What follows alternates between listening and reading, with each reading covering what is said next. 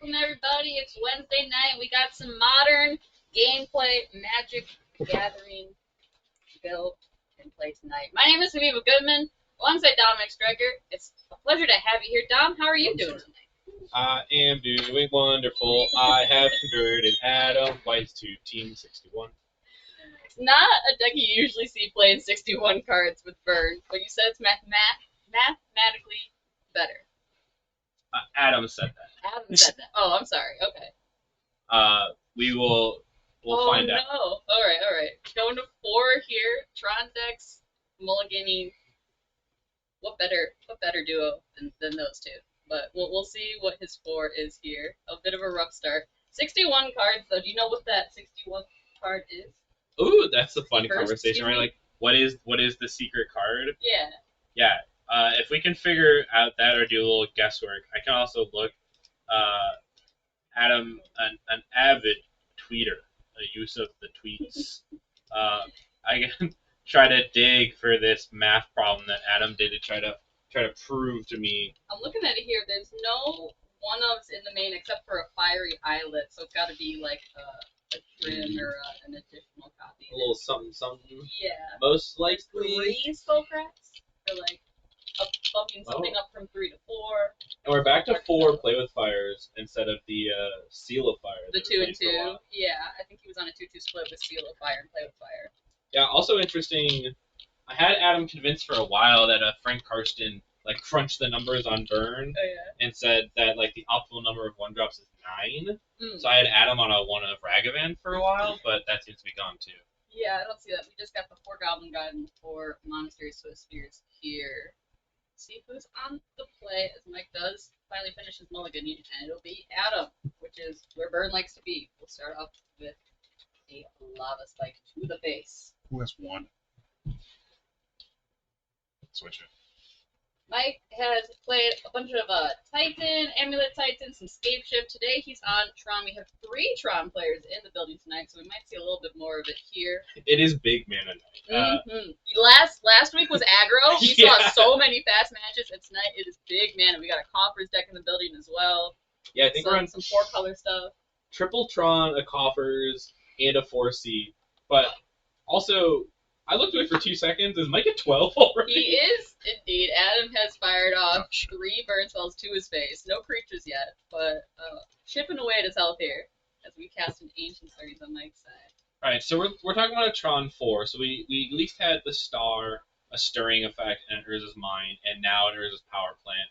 So we're most likely on the hunt for natural Tron and Wormcoil Engine. I think that's our only shot at surviving the burn-off. I was gonna say the One Ring, just having a turn of protection from everything might be enough to stall, and then get something else. I don't know. Yeah, the One Ring helps against the creature draws, but if Adam just sits on some more instants, can just draw, pass, wait for protection to go away, and then send the flurry. That's fair.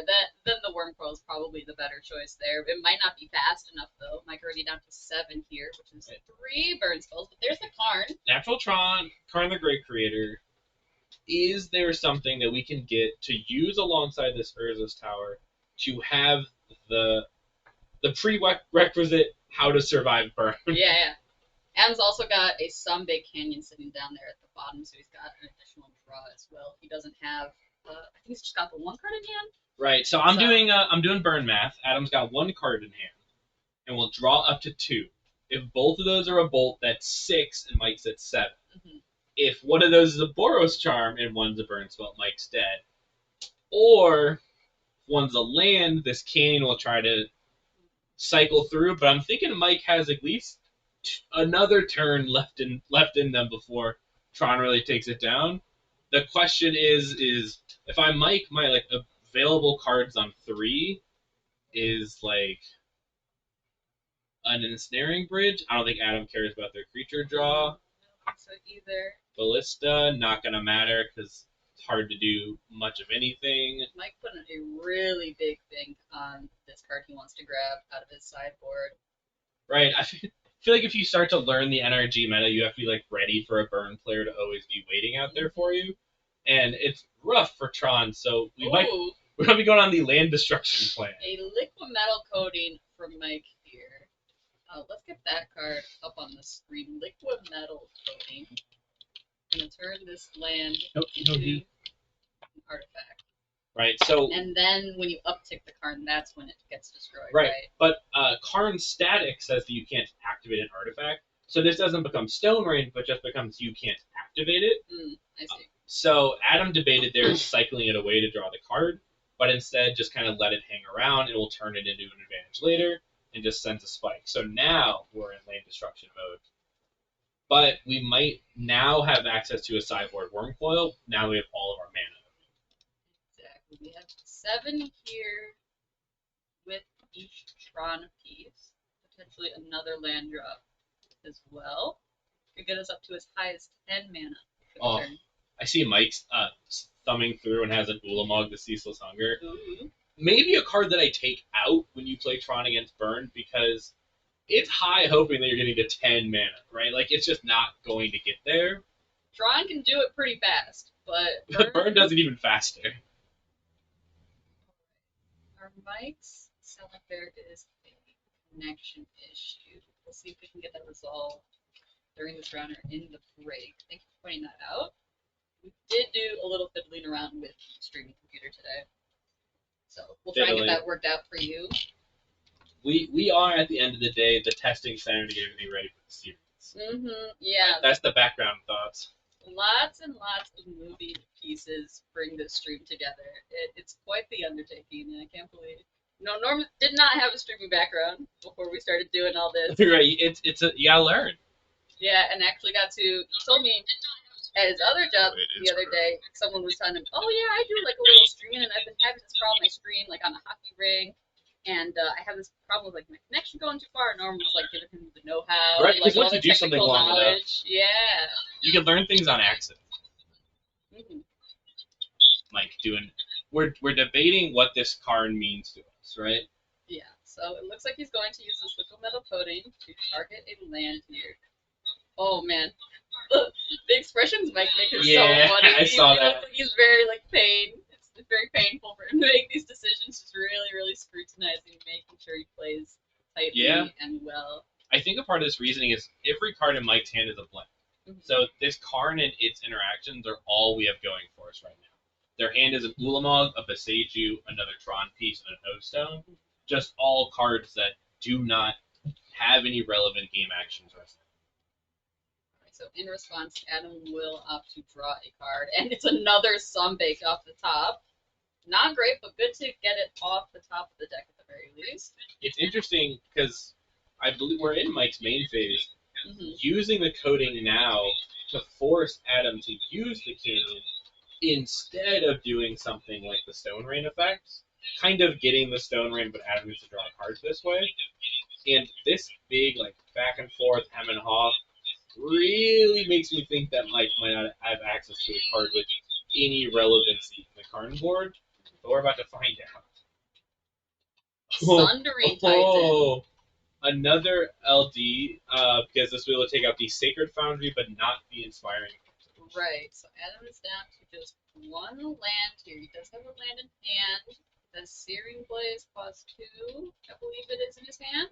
Right, and the Searing Blaze, importantly, needed a landfall trigger and a creature to target, and we gave them that with the Sunbake, with the Sundering Titan. Oh, so that is a fetch land. That is a non-English one. It's hard to tell here. Yeah, but that's our Arid Mesa, and Adam usually very actively aware of holding their fetches to make sure landfall is triggered. Yeah. So I wouldn't even be shocked to see Adam fire off a 1-mana burn spell, because Adam still kind of has all the time in the world right now against the Tron opponent. Yeah, the Sundering Titan, while big. I'm so sorry, I just figured it out. So we're coding the Arid Mesa. Yeah. Adam's going to go find a land. Mike is going to play the Tron land in their hand, get to Ulamog mana, and take both of Adam's mana sources away. That's pretty killer here. Yeah, so, not typically when you're playing against Burn are you on the land destruction plan, but I think after Mike, thinking, going back and forth through it, figured it out. Oh, but we drew a Wormcoil, which is the card that you were talking about finding out of the Karn board. Because if Adam uses his mana in response to fire off a burn spell, and the top card is a land, the game might still be over even doing the full LD plan. perfectly played out, find that line, and then still just die to a lightning bolt. Right, because they're so quick. Mm-hmm. Right, like we're only on, I think, Mike's turn 4, but Adam was on the play, and this deck's whole job, as we see the Ulma coming for the lands, this deck's whole Dun, job dun, is to get you as fast dun. as they can. In response, we will do that Searing Blaze, which does have the landfall trigger at 1 here. With 1 card in hand, if it's a burn spell, he needs a land. We'll see. Okay, It's that's 2 inspiring advantage. lands. Oh my good. Oh, So Adam did have a land off the wow. top, but not the burn spell to go with it. And game number 1 to Tron on the atypical plan of what if burn has no lands, and we're on our way to game number 2. Wow, that was incredible. That was a really great game. Burn was on the play, took him down to 12 life after 2 turns. Was just really cranking away there. Had no creatures that entire game, so that is very noteworthy. I think we should mention that as because we if look any of these at burn Adam's spells, deck list here. Sorry, go ahead. no, because like you're saying correct, that was a non-creature draw, right? And the creatures are usually at a minimum 4 damage plus, right? They're sometimes your best burn spell if you can get them early. And Adam's opponent died at exactly 1. Yeah. So if any of those bolts was a double hit of any creature, that's that 1 point. People really chatting about how important the early creatures are out of burn because it attacks for 2, and then 2 again, and then 2 again. These quickly become the best burn spell you have. Absolutely. Well, let's take a look at his sideboard here. We know we've seen Adam working with a lot of things at this store. Build a bit different tonight. He does have that 61st card like we talked about, but in his sideboard he's working with 3 Path to Exiles, 2 Deflecting Palms, 3 Smash to Smithereens, 4 Exquisite Firecrafts, a single Wear Tear on its side there, and 2 Roiling Vortexes. Now, what do you think is the plan to bring in here, Dom?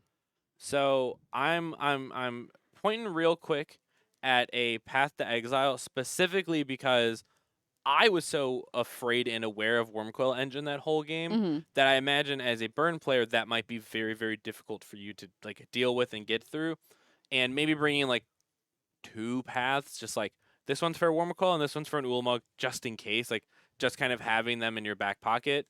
Other than that, it's weird because we have these smash to smithereens and these wear tears, but normally the targets for them are like stars and spears that get rid of themselves, talisman that's kind of just a mana source, or 1 ring that's not shatterable.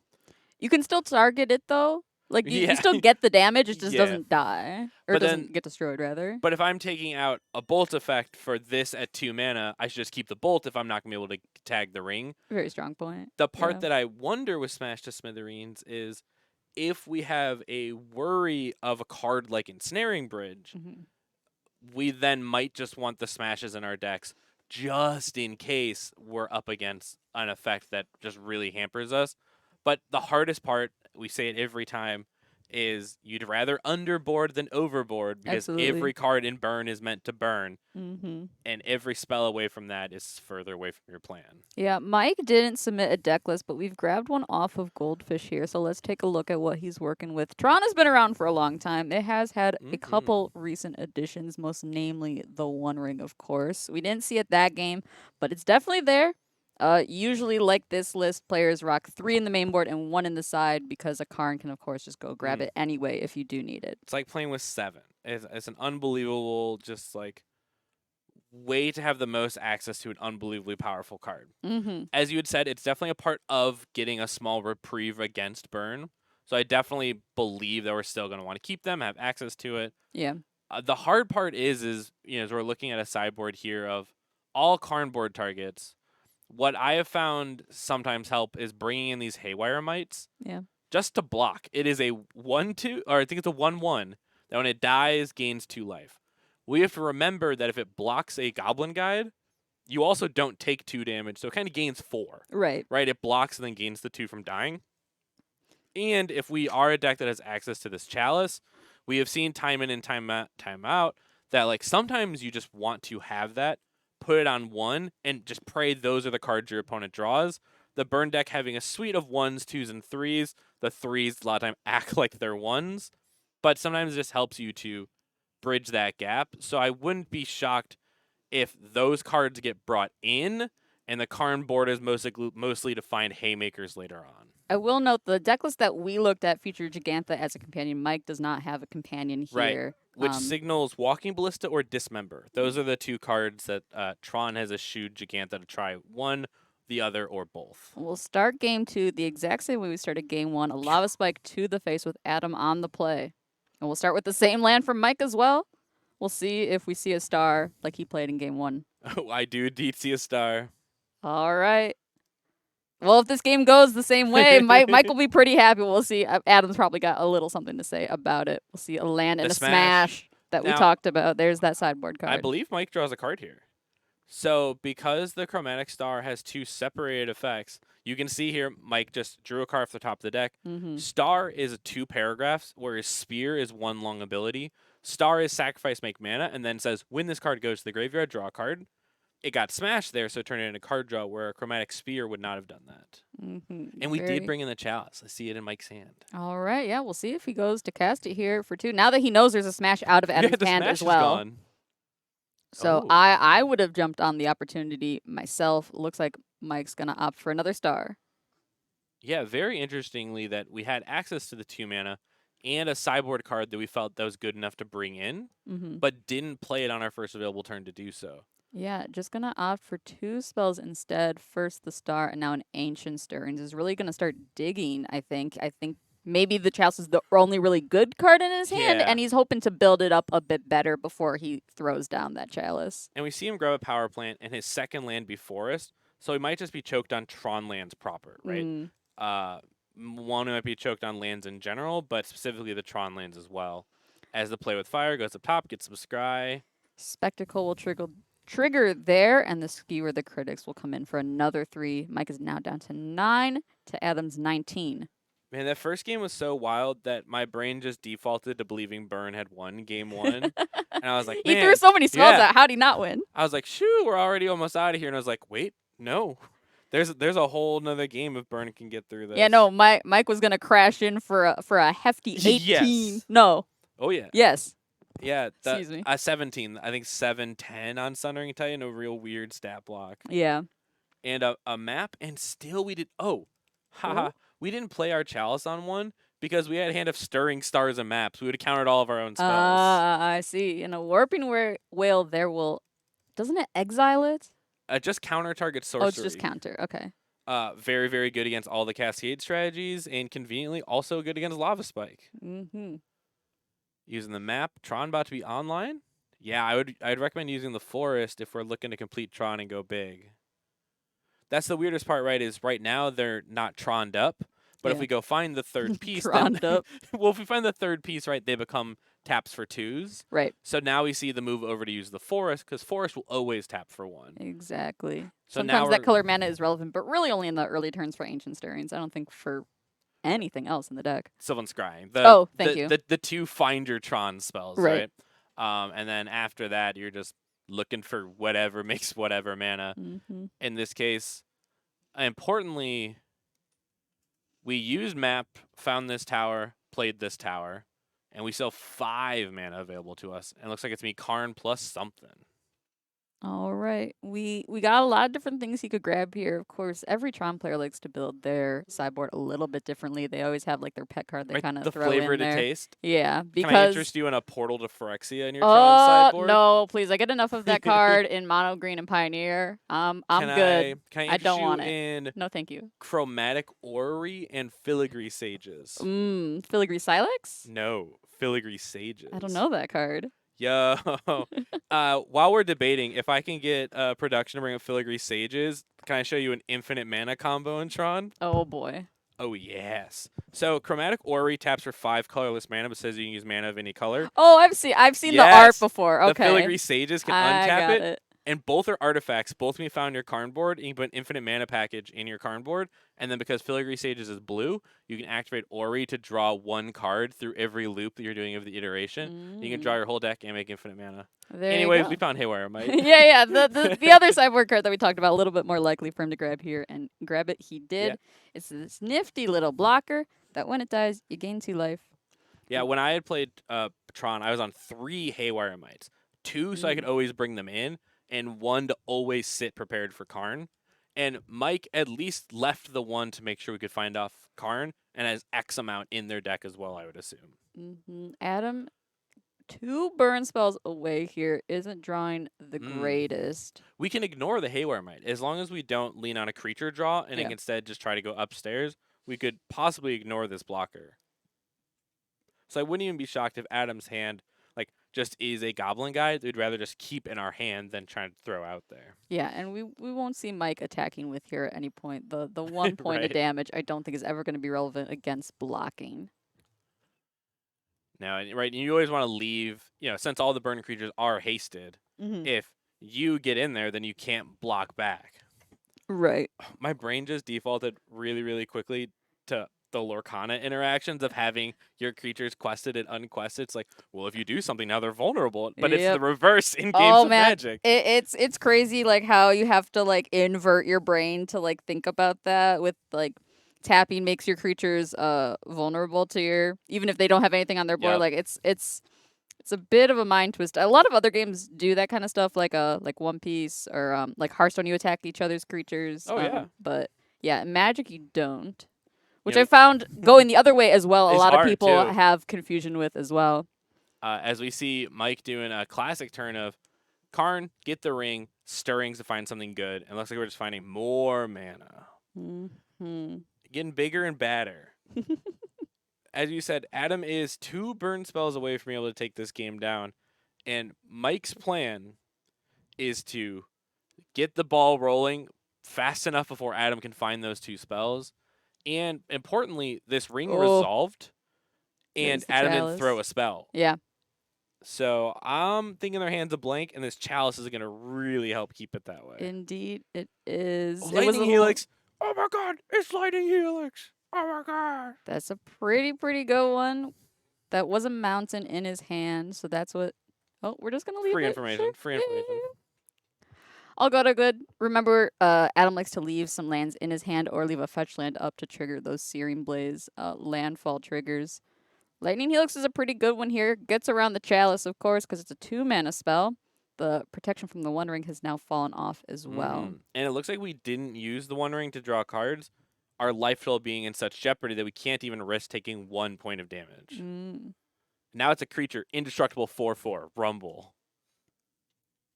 Yeah. I don't think I've ever seen that. I don't think I've ever seen. This is my favorite. I love getting the One Ring, doing it unactivating it ever, and then just making it indestructible 4/4, followed up by Wormcoil Engine. Adam's top card needs to be a non-1 mana burn spell. All right, there's the Lightning Helix, and it's I might have debated keeping the Helix in hand in case we draw the Spectacle burn spell. Because now we don't have a way to trigger Spectacle if we need to cast that. I feel like that's more niche than having enough mana. Oh no, because you got the mountain, so you do have we 4 mana. Do have 4 fetch. Thin that deck. Check that top card. We're doing so disciplined. I would have looked. No, I never look, and I like that we're doing Gotta this legacy style, fetch on the upkeep.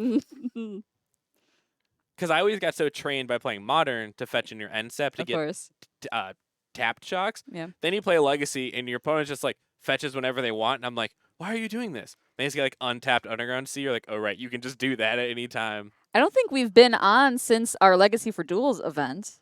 No, we were. Yeah. I did not win. I did not win either. I did not have a good time.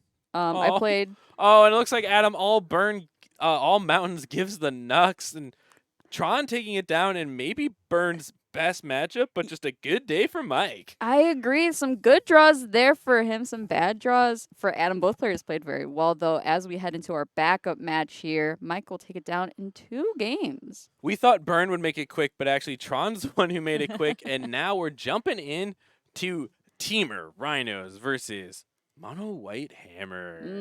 Jeez, this deck gets more pimped out the more I look at it. Yeah, Sam is really Those trying. signatures are looking really nice. You got quite the board state here. There has been a Crashing Footfalls resolve, so we see 2 Rhinos on Austin's side of the field. Sam rocking with a bunch of creatures as well. We have a Pure Steel Paladin equipped with a Colossus Hammer. We see a Shadow Spear. That's the alt art from Lord of the Rings, an Esper Sentinel, and a Sigarda's Aid.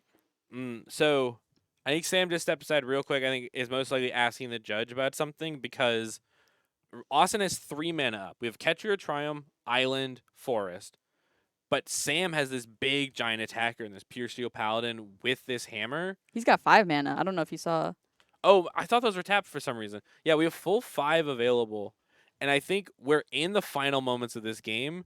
As I see we're moving the Shadow Spear over. I wonder if we were asking about the... I feel like I would ask, what are the words on Flame of Anor to remember that one of them is a shatter? But it looks like we're going with the Violent Outburst, and Sam's going to keep up a big old blocker for these Rhinos. Yeah, Sam's sitting at just 3 life here, so if any of these Rhinos connect, that is lethal. The Shadow Spear does offer some life link. Right, we though. have access to gaining 13 through that combat, Yeah. and only take 12, gain 13. We get to go up a life in this next combat. But what's important is, does Austin have ways to remove the hammer, remove the Shadow Spear, remove the Pure Steel? Yeah, no. we haven't seen Rhinos on our stream in a while, welcome so back.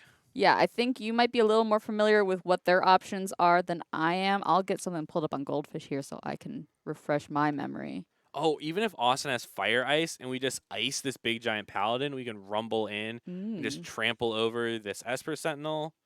But they just drew a card and did the biggest sigh, I believe a big oof. And then Head and hands. yeah, we drew a man. card, went, oh no. And I was like, uh-oh. What was that note Sam had on the screen there? So it was game 2. There Sam's super helpful on making sure that we know what game it is, what mulligans are. Awesome. Appreciate it there. Yeah. So this is the joys of playing Magic in person. Right? If you play Moto and they just like untap and take forever, you're like, where'd my opponent go? Instead, they drew a card and went, oh no, jeez. And they're not like immediately going to combat. You're like, there's so much good just The gathering. Ooh, the social interaction. Gimme. Like I can so their hand is Force, Lorien, Shardless. Nothing that matters against this massive blocker. Nope. Good cards for a lot of other situations. Not when you're facing down this beefy stuff here. I am looking at a Rhinos list now. There's a Dead Gone you could use to bounce a creature. That would be great. Fire Ice, Brazen Borrowed. Tap it down. Yeah. Brazen Borrow, bounce it as well. And we are post-board, so there's even more options like Force of Vigors or whatever that could really break this up. But instead, they're hands just kind of bricks against the monster that is this Pure Steel. Crazy that you can resolve 2 of the namesake card and be right. be as scared as Austin might be here. How about Shardless Agent, let's get another 2 Rhinos. There's the Flame of Anor, 2 cards down, just and There's the Dead Gone, these Fire Ices. Ooh. If you're Austin, you have to see all these cards, these forces. That would have been amazing. And you look at your hand of like, well, I have Lorien and Force. These are the cards I have left. We are in hard casting Lorien territory. Yeah. Instead, we went 10 more power. I mean, yeah, you got to tap out for the Lorien. I think that's probably a better call here. We've run out of Rhino tokens, so we got some sleeves there. Hey, that's okay. They work just the same. Indeed, they do. Look, no attack from Austin. Yep, blocking duty only. We got this Drannith Magistrate down in the field, which will prevent any more Rhinos from coming to the rescue. The Bane of EDH has arrived. I was literally about to say it. I was like, that's a commander card. Get out of here. I hate this card. Like, I remember when I was, like, going through Hammer's list to, like, pick up cards that I needed, and I saw these Dranniths, and I was like, I don't want to play this anymore. See, it's interesting for Sam, because you can attack in and gain a pile of life. Yeah. Instead, we're going to move all these to the Esper Sentinel because it's less important to us than the Pure Steel. I agree. Esper Sentinel is good for the metal craft. That is relevant, but not anymore because that Springleaf Drum is out. Before the Esper was the 3rd one making metal craft there. But really only important in the early game for those quick couple of draws. Lots of, like for the, Lorien, if you cycle it, wouldn't trigger it. But yeah, Esper is good for card advantage early and something that can hold a hammer, which is going to do here. We've got 6 Rhinos, so 24 toughness worth of blocking. We need a block with none of them. Oh, my goodness. Someone did the math. Okay. So we're going up to 15. We have 4, 8, 12, 16, 20, 24 trampling damage. But I don't know if we accounted for all these cards moving back to the Pure Steel. I was about to say, yeah. Oh. The equip 0 on Pure Steel, you're like, So sure, I good. get it. And then you watch players that played Hammer for a long time, and they're just like, swing, swing, swing, swing, swing, just moving them all over the place, and you're like, oh no. Not quite the sound a hammer might make, but No, maybe that's the when you shadow catch spear. Mjolnir, right? It goes like, swing. Swing, sure. I guess I understand they're like, Oh yeah, okay. I can see it. Yeah. bonk. That's more what I Right. think of when I think of a hammer So- sound effect. Austin attacks here. 1 Rhino gets eaten up. Mhm. 5 of them get through. 5 get through for 20 damage. But Sam gains 13. 13, So takes 7 overall and goes to 8. And if we attack with all of our Rhinos, we don't have them to block anymore, and we die to the big hammer. Yeah, we don't have any pump spells anywhere either, right? Rhinos doesn't really need that. No, I've enjoyed for a while playing Rhinos with the one of Become Immense, just like really get people. Mm. But even that might not have been enough at this point. We did see a Fury pass by with that last resolved crashing footfalls, so that could maybe get you a couple more points. But we need 8, you said?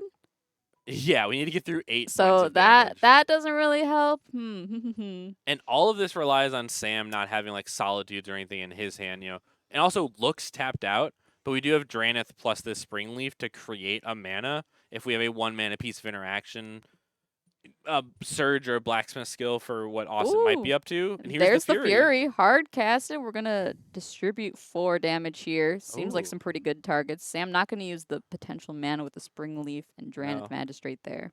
I was wondering if we could have dealt the 4 to Pure Steel Paladin, because that would have created more trampling damage that could have came over. Yeah. But that's not true because you only want to block 1 Rhino. So instead we used the Fury to kill off the twofer. We drew the Cycling Land, cycled that away, drew a drum. See an Ink Oh, Moth yeah. Nexus. That seems pretty good here. That's get a kill over, next turn. Yeah, get over those Rhinos. You can give it flying. Or Oh, make but it a creature, give it the hammer, give it flying Yeah. again. So cool. Right. The Interaction I didn't know when I first started playing Hammer and someone pointed it Yeah. out to me. And I was like, oh my god, that's incredible. activated, give it flying again. Yeah. Is the last card? Oh, the last card's Cauldron complete, also in Hammer's hand. I wonder if there's a Stoneforge Mystic sitting at the bottom of that graveyard or if he drew it naturally. Big Murktide All right. for. Max value. I mean, that's right. that might just be here to absorb 8 damage. It might. Yeah, it does fly though, which helps with that Ink Moth Nexus Sam is going to play now. Slammed it into play. And the Stoneforge was the draw. You summoned that one. There now. you go. Oh, Get that no. Battle Babe out there. That's another hammer. It's another hammer, Okay. indeed. Now we have 24, 26, 27, 28. We have 36 blocking toughness. Oh gosh. And our Pure Steel is 23. So there's way more blocking power for Austin. And we can cash in this force on the hammer. All right, but we do still have that Ink Moth. Yeah, that's The hammer Which- doesn't give trample, but the spear Shadow Spear does. And like you said, the Murktide, though, checks the first Ink Moth. But he's at 2. So you only got to Yep. get through if your Ink Moth is a 10 10 11 11. You only need to get through for a couple points of damage here. Yeah, it'll be interesting to see. This is one of those scenarios where I disagree with the Magic adage that math is for blockers. You both need to be doing so much math. Both 'cause, players need to be counting here. all Yeah. right, math is for winners. All right, you need to figure out when and where is your correct spot, because if you do math slightly wrong, you lose this game. No, and we've seen Austin doing his due diligence for sure. He has been while he, has a lot of stuff on board here, and maybe I know I like to turn creatures sideways. And Oh, we're you might be going. tempted to as well. And here he goes. Let's see how many he commits to here. It's all the Rhinos. The whole. It's a full alpha strike. Is it a herd? It's got- Wait, it's called a crash, right? Isn't a group of Rhinos called a crash? That's why it's called Crashing Footfall. Oh, I'm getting didn't know that. nods from the room. all right. Well, that means it's fact. There you Right. go. The Stoneforge gets to absorb 6 damage here from this Fury. And then we have a Rhino being eaten. So we have 20 damage coming through, but Sam gaining 13. 13. So we will take 7 from this overall combat. Oh, but we're scooping. And that Oh, the is- Murktide. And the Murktide is the remaining exact 8. Wow. Oh my goodness. That's exactly 15 points of Math damage was coming through. indeed for winners there. We're going to a game 3, ladies and gentlemen. Austin will take down game 2 there. Let's take a look at Sam's deck list. So And- graciously submitted it for us here. So we got his exact 76. That's what I'm Gosh. talking about. Darn it. What have you done to our crowd, Dominic? Dude, it works. What do you It's- mean he's lost? Yeah, but we won game 1, and we're about to be hammer on the play in game 3. Oh my god. This makes the deck list look so bad. It's just the awkward planes hanging out. All right. Let's but take a take look it- at this sideboard here. Sorry. We know these 4 Draniths came in. These are here for Cascade matchups, Mhm. right? These strict proctors are for ETB matchups, like the beans, like all those big. If Elish Norn's good, strict proctor is good, but this is not one of those matchups. Team of Rhino is one of the few decks, and most of their interaction is from casting stuff, and then Fury being the one ETB. Chatter says 61 cards straight to jail. Straight to jail. We're gonna have to put our incorrect. whole The our whole whole room. community into jail. All right. Everyone's rocking 61 cards. I don't know what has happened. And if I'm Sam, I'm most likely tempted to also bring in this one of Nettlecyst. Yeah. Because I've just always enjoyed. This is a card that's kind of here for when you play against Scam. Just like Stoneforge can find a threat that you can cast if Stoneforge dies. Right. And this is a matchup where indeed Stoneforge dies a lot. So we can definitely be in a situation where sometimes we do just want to pick up a threat and be able to put it into play. If we have a couple artifacts and enchantments sitting around, it might just be a good Rhino blocker being a 5/5+. Absolutely. We got a lot of good things. He's running Surge of Salvation in the main board. The full 4. A full 4. So much scam in the room. So that's pretty good. I don't know how helpful they are here. So that might be. There's a lot of. I don't know. They do give you the you and your permanents gain hexproof until end of turn, period, which makes you fight back against the green force and the fire, ice, dead gons, all those sort of interactive pieces, as well as fully preventing damage from red sources such as a fury, dead gone, fire, ices. So it's most likely none of the black portion matters, but all of the red portion matters. Yeah, so that first line text is pretty important. Let's head back into our game 3, though, as players are shuffling up. We'll see what they're keeping here. Sam with a full 7. I think Austin is taking a quick mulligan. While we're waiting for him to do that, make sure to hit that follow button. We recently hit 1,000 followers. Thank you so much for everyone that joins us every week. We're here live every Wednesday night at 6:30 with fantastic modern coverage. Bring you up to speed on what's going on at the local NRG scene before you head on over to NRG Indy Right? the I weekend mean- of October 14th. I'm looking at chat right now. I see 2 first-time chatters today. If anyone's out there lurking and they haven't used their first-time chat, Haviva would love to know your favorite Magic card. Oh my goodness. Just What use is it your up. favorite Magic card? Satyr Wayfinder. Why? It does everything that I want out of a Magic card. Why? It blocks, it finds lands, and it fills the graveyard. Those are like my Alright. 3 favorite things to do. Okay. Gonna have to disagree with you there, but I guess that's not really how that works with like a Sorry, favorite card. I believe it's not your favorite, actually. Yeah. Not my favorite card for sure. As the guard is 8 hits the table, That's a good card. I like wait. that card a lot. I'm going to play a quick game with chat. There is a current chatter that says, wait, why don't you want to know mine? And I do know yours is Vendilion Click, so get got, chatter. Oh, I thought it was Risen Reef. Or Is that their favorite 1/1? I mean, that's a good 1/1. My favorite 1/1 is Satyr Wayfinder. Same answer. Bitter Blossom's a great one. Primeval Titan, that'll get our producer or not in Yeah. his head. This That's is a good one. This is a Primeval Titan loving stream. Stoneforge Mystic is gonna go grab a hammer, classic, and we'll fetch on Austin or on Sam's end step here from Austin. Oh, yeah. Upgrade answer to Judge promo Bitter Blossom. We got Rishi P, Rashad Import, some Siege Rhino conversation. Oh, yeah. Yo, chatters go off. Tell me all these cool cards as we have Hammer just lining up for the kill shot, and Rhino is finding a triumph. I want to say it's so hard for me to pick my favorite card, right? Because there's so many. But the one I think I've played the most is Aether Vial because I've played that in Ooh. both Merfolk and Legacy D&T. Oh, yeah. So I've played that one a lot. I gotta say, oh man, there's so many good ones. My favorite right now is Collected Company. What That a card- banger of a card. Absolutely. Great card. Big fan. I don't know if you've heard of this card.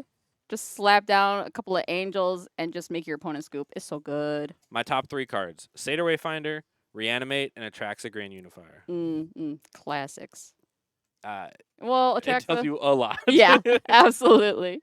As we said, Hammer setting up the bonkening. Rhinos setting up a Keelstone Forge. Ooh, And this is pretty why I good. was wondering, right? I was talking about bringing in that Nettle Cyst for these scenarios, right? This hammer's kind of stuck. Mm-hmm. Oh, but this Draenith is a great follow-up. Absolutely. And now that you know that fire is out of his hand, this is This is an one of the important burns or kill spells that you're really worried about. important stat line check. Is Draenith a 1-2 or a 1-3? Let's take a peek. Shout out to my D&T player in chat. Top 3 Wasteland, Rishidanport, and Caracas. I see you. Jeez. I see you. And we see this cigar to It A. is a 1-3, Okay, so the it can't get 1-3. fired. Right. And now it's wearing a hammer, so it can't get furied either. And it can't get deaded. Well, but it can't get gone. It can't get gone. It can get gone, that's for sure. But I think we're going to try to get dead our opponent, because this Stoneforge plus another hammer, we might just be going for it. Yeah. Smack him. Here's the sideboard Bonk card 'em. that's a hammer against you. Mhm. Here's 2 literal hammers on it. I'm going to hit you for 21. Ooh, I've been Ooh. playing fairies against people in Explore. That Oh, yeah, new it's one, ready. the 1-drop that enters with like 3 stun counters. Sleep Cursed Fairy is a real cool one. I like it a lot. It feels a little bit like a Delver. Yeah. Delver Secrets. No, it's the Force. This is what we were worried about. Yeah. This needs the 2 hammers, which also important, not only is Sam not killing this turn, but also, though we're 2 hammers short in our deck. We only have 2 left in our whole deck now. Yeah. There are definitely ways to kill without hammers, or with fewer hammers. Just gonna take 2 damage there. He was at 19. We take a single damage from the 1-3. Oh, Draenith right. now. Okay, apologies. Yeah, but Remembering stat lines is a little bit harder than I thought. yeah, I wonder, Sam definitely just went with the play of like shove, because if you don't have it, I win the game. Oh yeah, And if you you do got have to it- shove. Yeah, and if you had it, you had it anyways. Like I have to get through it to get to the rest of this game. Absolutely, yeah. Chaz filled with excellent 61st slot options. Just throw your Yeah. favorite card in there. Also, It's great. Shout out to Sam's mana base. One of them is a Horizon Canopy that deals you 1 damage every turn. Mhm. The other 3 are all Amiria's runes that dealt him 3 damage to play them. Oh, All my this God. damage they've taken is all their own fault. They're at Indeed. 12. I know we've talked about Amaria's Call a little bit in the Discord, and Adam's always like, "Yes, please." Yeah, play more Shocklands. Not even Shocklands. Play some Bolt lands. Yeah, big fan of the Bolt lands. I mean, the same thing, like, I've seen scam decks running, like, 2 Agadeem's Awakening to, like, get that, like, land spell split. Same deal. Burn players just being like, yeah, go right ahead. I used to play one of Turn Timber Symbiosis too. Ooh. That also is a Bolt land. I mean, shout out to the, the Primeval Titan Lover combined with Turn Timber Symbiosis. We got an Amulet Titan brew There going. you go. All right. Oh. Sam has done a majority of the spell casting this game. Yeah, I was thinking they've done the game actions. Yeah. This Fury is definitely here to try to kill off this Draenith and deal 1 excess point to the Stoneforge. Yeah, Sam's completely tapped out there. And it's go for takeoff on doing the Rhinos now. Yeah, we got 3 mana. That's a full shardless Violent Outburst. Pick your poison. Ooh, how Pick about a whichever big card old you got in Murktide hand. instead? Oh, sure. We got a Force and a Fire Ice, so this is a 5/5 dragon. And throwing it back. Throwing it back. Just another planes, tossing it in. This is one of the things, Fix that Hammer land doesn't base a need a little lot of bit. mana. No, it really doesn't. It runs very low to the ground, and when you start hitting those land drops late game, it feels so Right. bad. The Springleaf Drums really help get you from that like early game to late game stuff, sort of bolster, especially if you're short on land drops early, and then it also helps with Metalcraft as well. So it's thin on lands, but also it has a pretty solid mana base, I would say. Right, because one of the things I found playing like Urza Saga strategies is sometimes you get so low on lands. Mm, And I think Hammer utilizes it the best because they're already fine being low on resources. yeah, so many 1-drops in this in this deck. This Shadow Spear here is to make Austin's math difficult. Because now we have this Lightning Absolutely. Helix on a stick every turn from this Pure Steel just attacking for 3, gaining 3.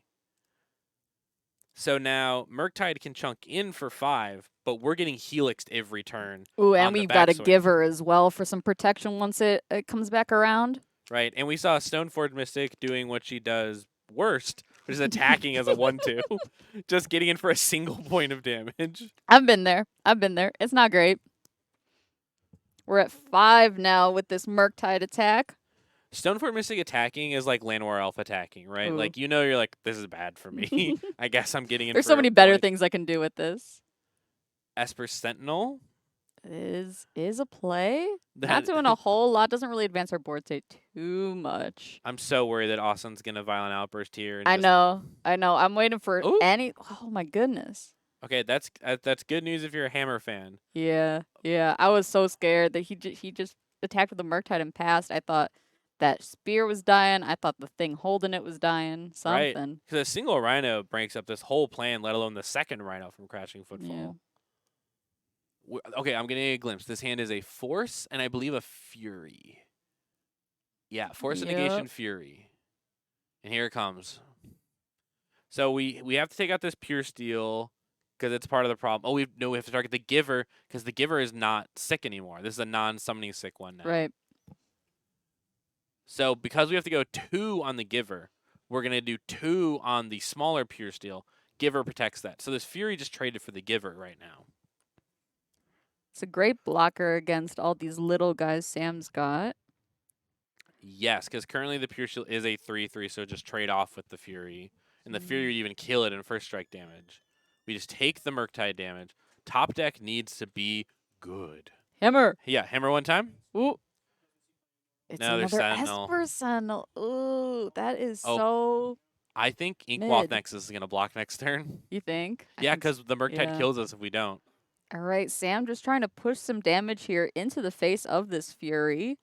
Still in declare Right. attackers, though. The Pure Steel is going to get blocked, and we're going to get through with 4, and we're not going to gain any life due to the double strike being first strike from the Fury. Yeah, this is a pretty rough position for Sam at this point. He's had a chance to lock this game away, and his draws haven't been too charitable. 2 Sigarda's aids, too. Like, And we went through our 2 hammers. Like, we definitely had I think the that draw. was. I think that was the most devastating part. Was losing those hammers. That Force of Vigor was nutty. And we see the Fury blocked something.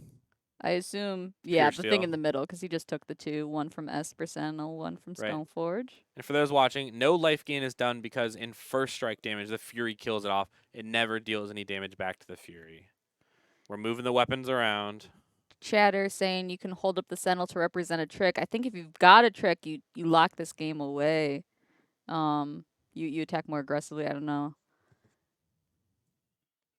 And now we're just kind of sitting, kind of hoping. This Inkmoth is definitely blocking a Murktide. And an Esper Sentinel will eat the Fury. And then both creatures are blocked from Austin. But what they draw for turn here is very important. This one last card they're looking at. This is very, very important. Final moments of these games. Oh, right. The card we drew for turn is Misty. We have the Force of Negation still sitting in hand. Mm-hmm. So that means even if Sam does get to draw a hammer on their next turn here, it's going to get forced. Yeah. Oh, no. Oh, no's indeed. All right, we're going to swing it with the Yep. Murktide. There's that That blocker. inky block. Inkmoth does fly. Right, and because it has Infect, it deals damage in -1, and that Murktide loses a counter. Ooh, that's kind of nice. Yeah.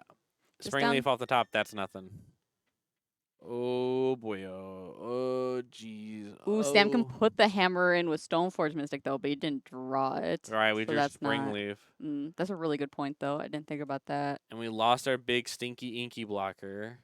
Nothing in the air. This Murktide is currently lethal and we can't do anything about it. And we're now going to use all of our energy to try to summon an answer to our hand.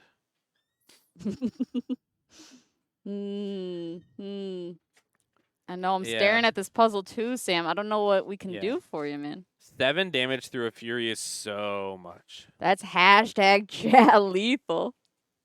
Oh, me boy. Oh. All right. This is the worst, right? Look at our Rhino's opponent looks like they're the one losing. I know, right? He looks so concerned right now. Dude, math is for winners. This is what I'm saying. I think this might be Austin's first time at the store too. Yep. We threw him on stream round 1 and was just like, "Hey, bud." Shout out, you're killing it. Yeah.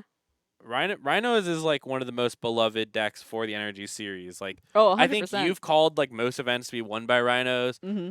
I think 2 or 3 people qualified for champs on Rhinos. Yeah. Like, it. I think Hoey and Dykeman both That's won what I thought, right? on Rhinos. Yeah, Dykeman definitely because Dykeman that's back his to back token. on red, black, and Rhinos, Yeah. right? First 3 modern events, says Dakota. Yeah. No, That's Dykeman and Hoey crazy. were queued on it. Yeah. It's just good. Like it's such a clear strategy. It's very straightforward, and 8 damage on turn 3 just puts games away.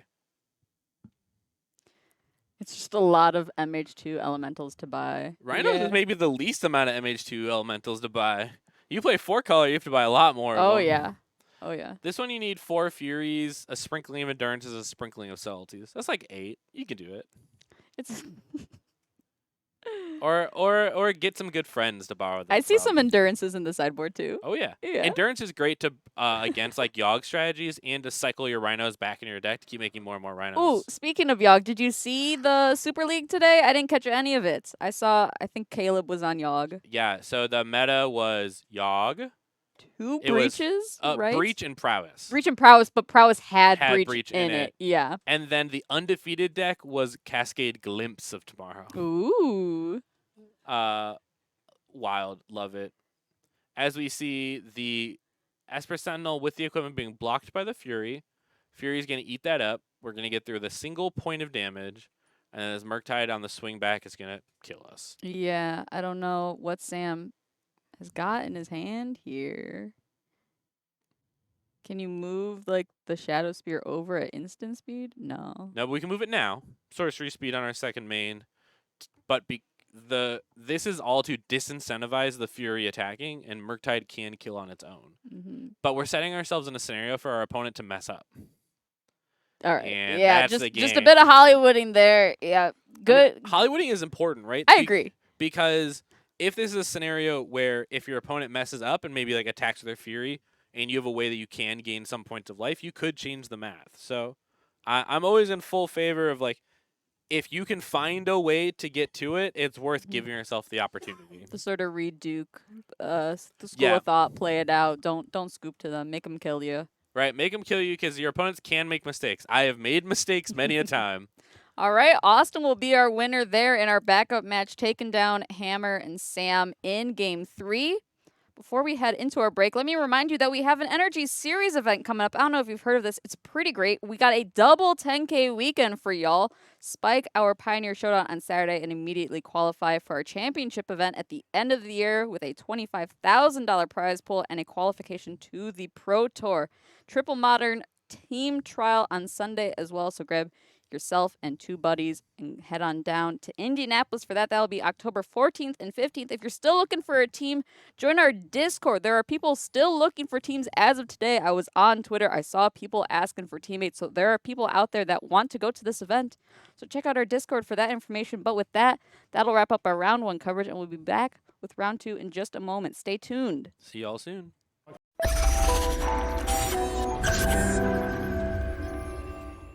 Welcome back, folks. We're in round 2 of our Wednesday night Modern coverage. We got a good one for you here. 4-color, I assume control, just 4-color.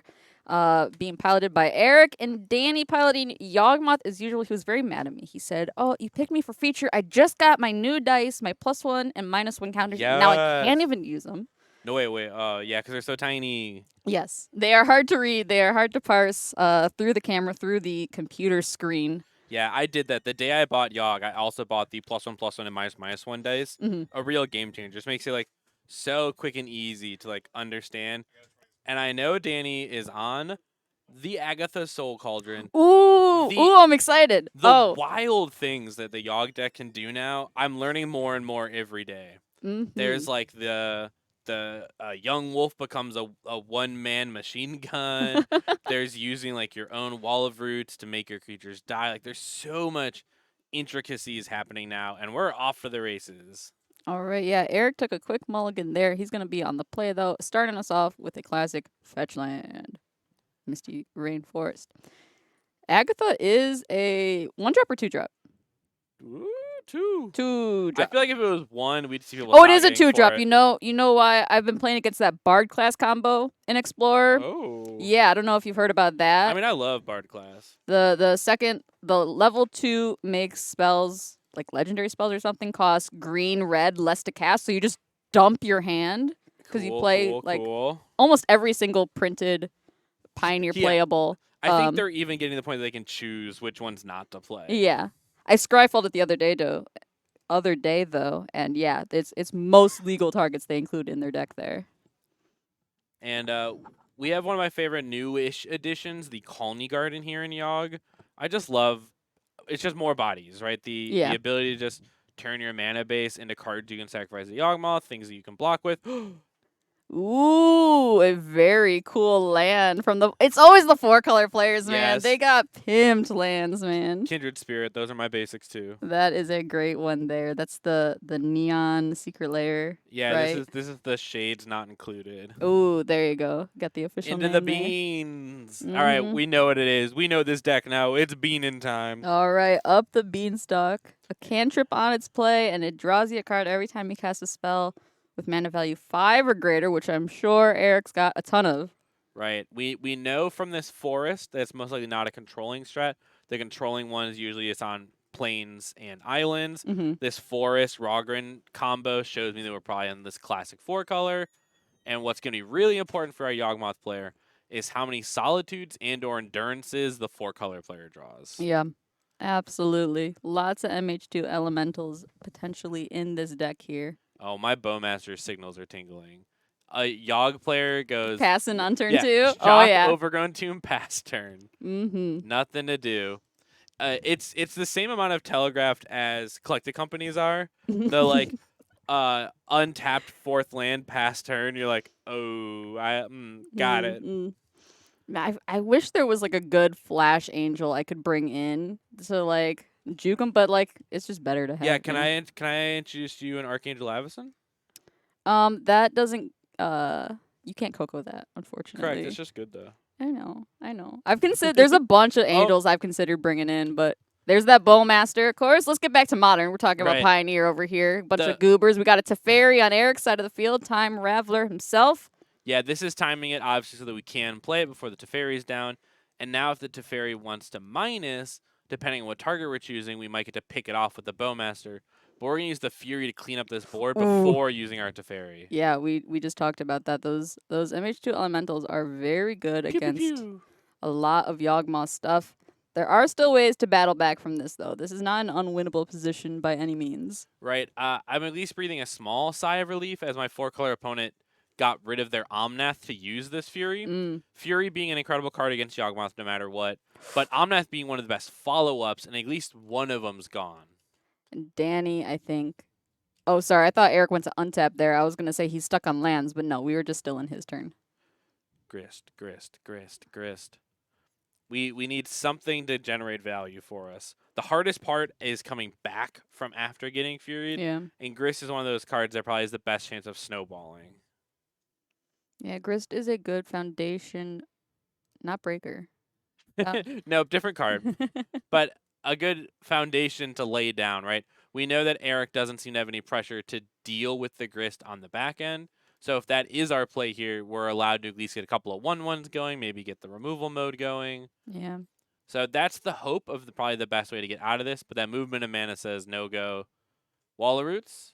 Wall of Roots also a pretty good beginning Strangler strategy here. Bowmasters shoot the Teferi or upstairs?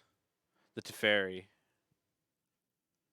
If it's not Grist, it's use as much of your mana as possible. So I'm on board. Is the Wall of Roots activation a sorcery speed thing? Is that why he did it on his turn?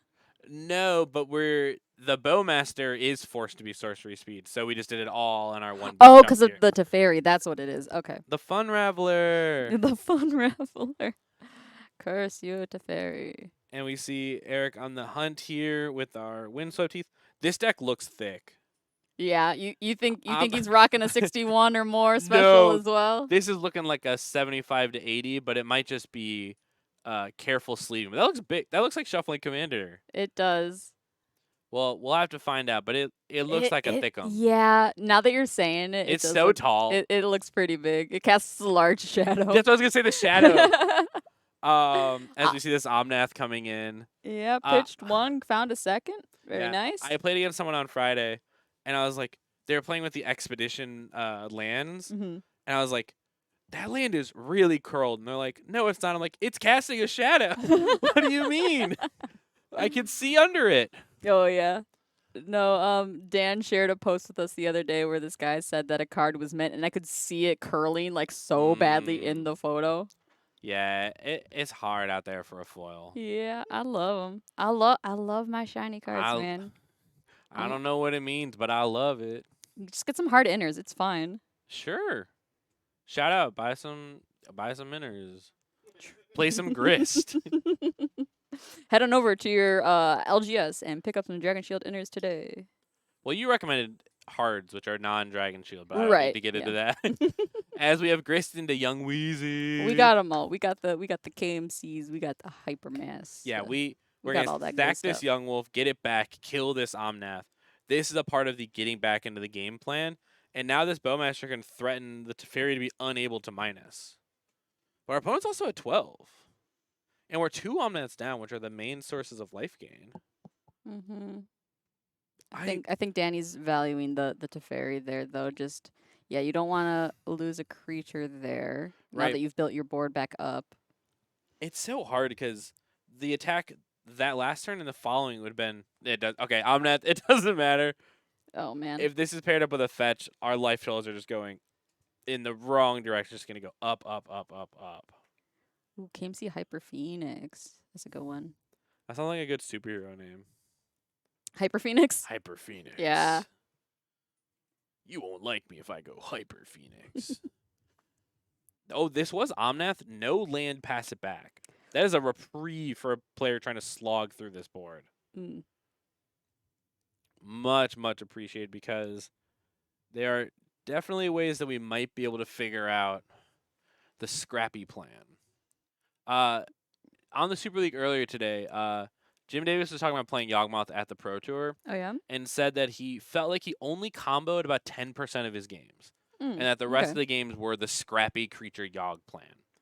Yeah, I feel like, of the games that we've seen on stream with Yogmoth. It feels like 50%, right? It feels like every other time they just like oops into a combo, and other times they're like, get in there, Strangler, come on, you can do it. The combo specifically is like drawing a bunch of cards with Yogmoth? Yeah, like the Yogg Blood Artist, just like kill your opponent infinite stuff. I don't know if we've ever seen that. Maybe once? Right, so that's even... It's very infrequent, I think, if we've seen it ever on this stream. Yeah, and I think one of our chatters saying, I felt when I had played Rally back like standard seasons ago, has much a similar feel that Yogmoth does, where it's like this really good, it's like a creature mid-range deck that's always threatening a combo. So some people think about a deck as like combo first, scrappy second, and sometimes I think Yogg definitely plays like the scrappy plan first, and then just always threatening to get to the combo. Absolutely. And the people in the room and the chatters are also mentioning that, yeah, sometimes you just scoop it up before they're fully demonstrating that combo. Right. The writing on the wall. It's like when the control opponent has 4 counter spells, you're like, I know I can just leave this. Sometimes you just see a Yogg board state and you're like, oh boy. Ooh, and a quarter calling for a Yogmoth there. We'll get our namesake card out, the Thram Physician himself, onto the field. Ooh, and a Hapatra as well. This is the machine gun. So we're going to be able to sacrifice. So we sack just the bug to put a counter on the Omnath. Hapatra sees we put a -1 counter on something and makes a snake. Now we can sack the snake and repeat process, making a snake each time. So at a minimum, we can kill Omnath, draw 4, and then it's up to Danny how far they want to go after that. But this is huge. Not only did Eric miss a land drop to combo with this Omnath, but we have the exact combo of cards, the king and the queen, right? We have Shieldred and Hapatra to machine gun down this Omnath. All right, so we're going to do that again, make some snakes here. Yep, we're going to get just kind of even deeper on cards because it's kind of free to use Young Wolf, then use a snake to take it off Young Wolf. So this is allowing us to get even deeper on cards as we're inching our way towards killing off the Omnath. Lots of moving pieces here, though. Danny being careful. Lots of things to do here. This is not really the deck for me. I would say a little more complicated There's than a my lot. preference. It's I get overwhelmed keeping track of what my opponent's doing, let Right. alone what I'm trying to do. I would say the difference between these two decks is Yogmoth is one that favors experience, right? Or like specialization. Like the longer you spend with it, the more you learn about it. Yeah. So this is truly one of those sorts of things. All right. This young wolf should be Oh untapped. yeah, this wolf is long since untapped. Just because it's been brought back with Yep. the undying stuff there. Yeah, nothing involved in the tapping of it, but it was initially used for the cord, and now we're just kind of dancing with the counters on it. Most likely not the biggest problem unless Eric's comes in with a big giant haste creature all of a sudden. Sure. Yeah. But Danny is most likely going through the debate right now of how many cards should I draw right now. Mm-hmm.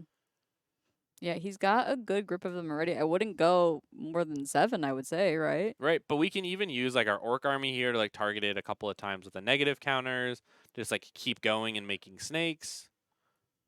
But I think the real chokehold is that we've used our mana, we've used a cord, so a lot of our ways to create mana isn't currently here. But the question is, how many actions should we take now to be prepared for our next turn? Mm-hmm. And you might know a lot from the cards you've drawn, right? If you've drawn 1 or 2 of the combo pieces, I have a feeling that Eric doesn't have a Solitude because you would have answered something a long time ago. Yeah, I agree. I don't think he's really got any interaction here. We have another cord because we've built up all these snakes, so we've created a bunch of things to cord with. Yeah, Korra, of course, has a Convoke as The a... Blartist.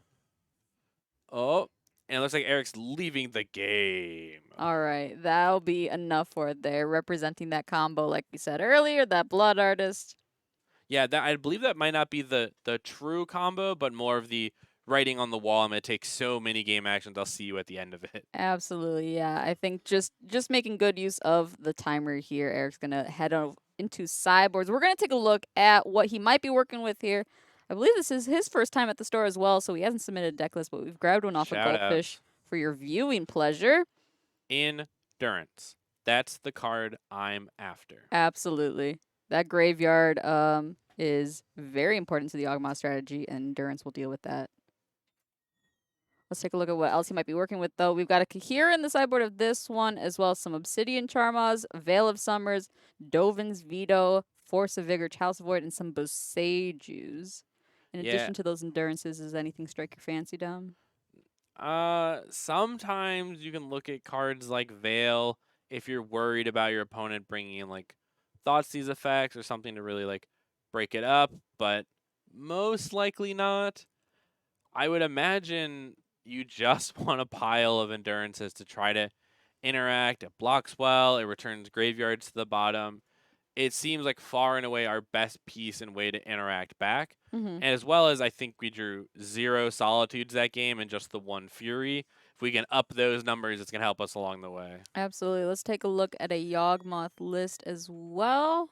Danny did not submit his deck list either. Shame on you. You've been here before, bud. We'll get you next time, but this is one off Goldfish as well. They've got their own Endurance in the sideboard, as well as a Haywire Might, 3 Fatal Pushes, a Veil of Summer, 2 Necromentia, 2 Force of Vigor, a Pylon, Chalices of the Void, and some One Rings. Against a 4-color deck.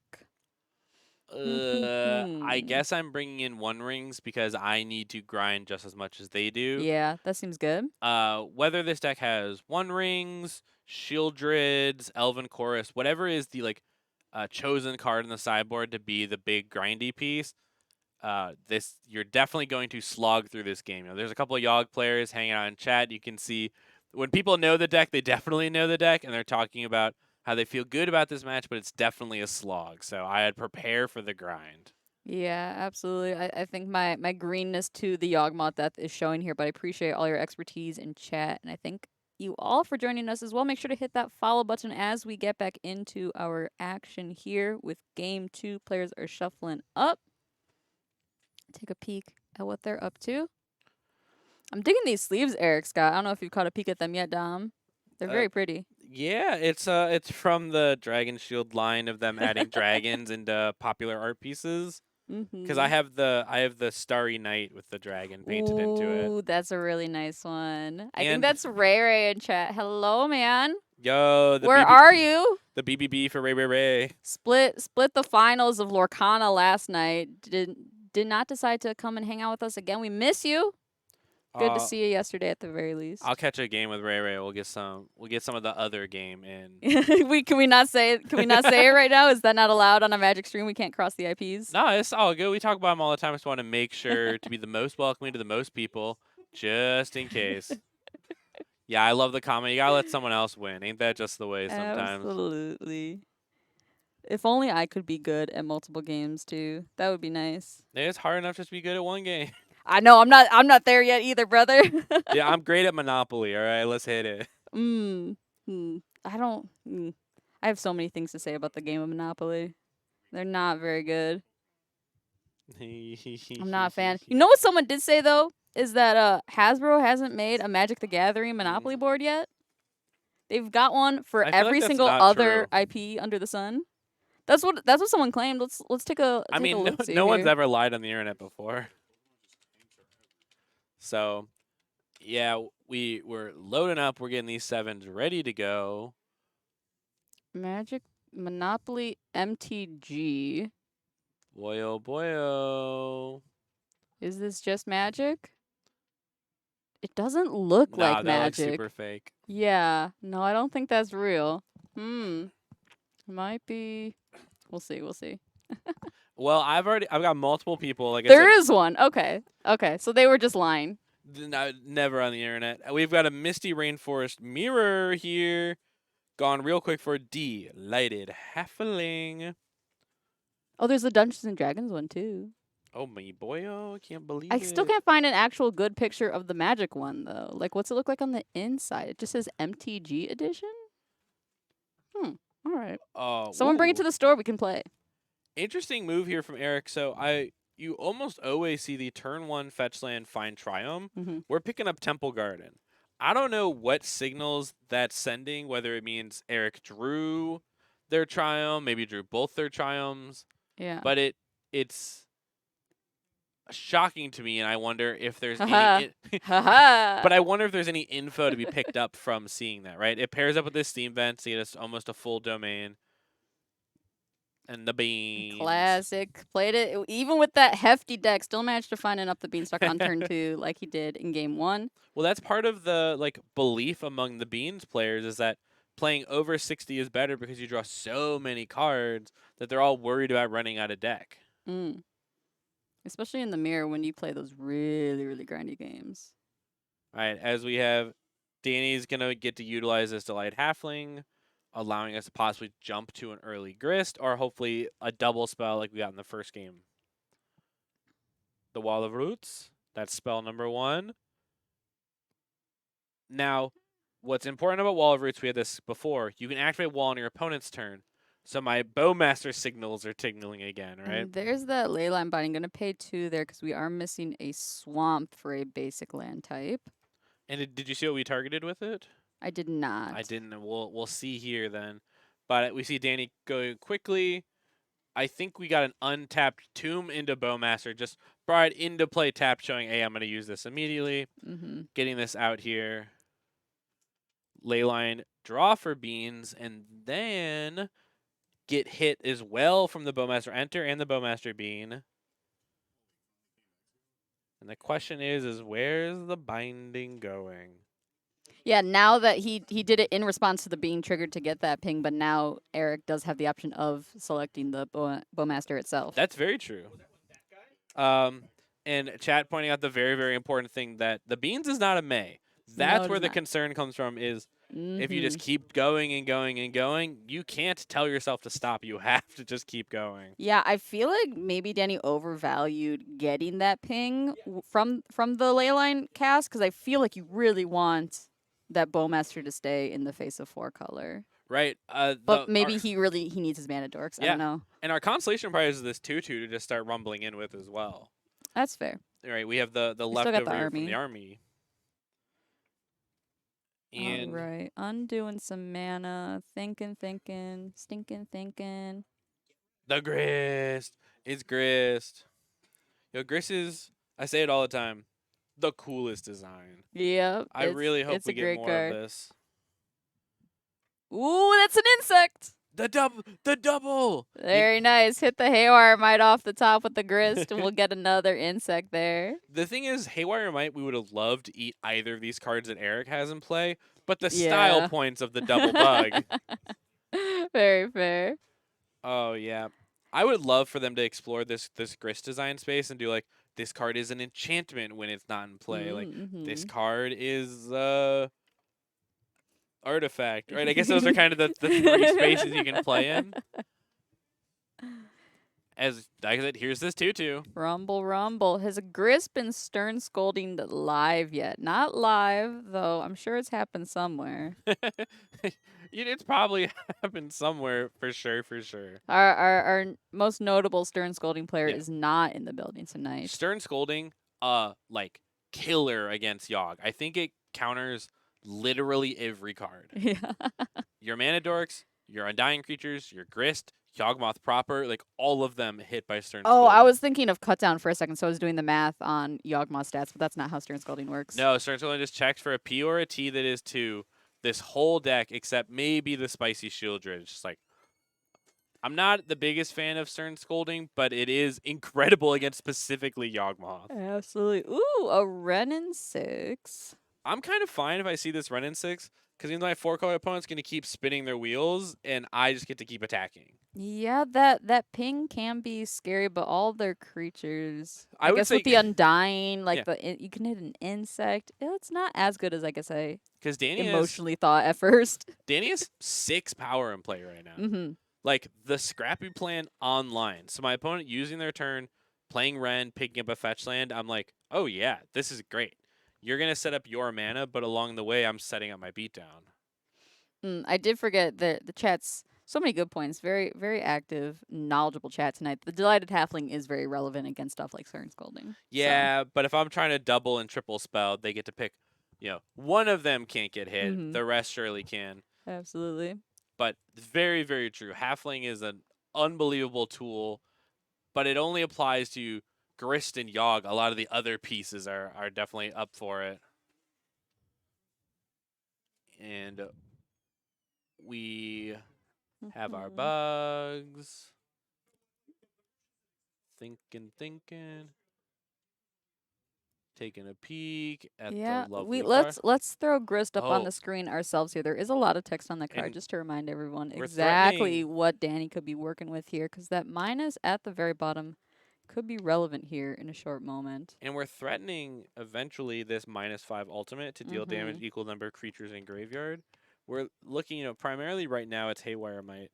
But if Eric takes some game actions, takes some trades or whatever, that could quickly add up the number of cards sitting in there.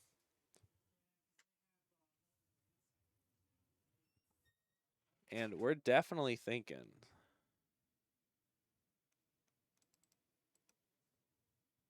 And we're throwing it back. Twilight Mire.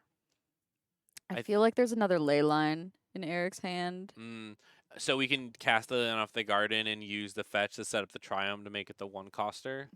I think. And I think Danny had been short on lands. This is our 3rd land just showing up now in this Twilight Mire.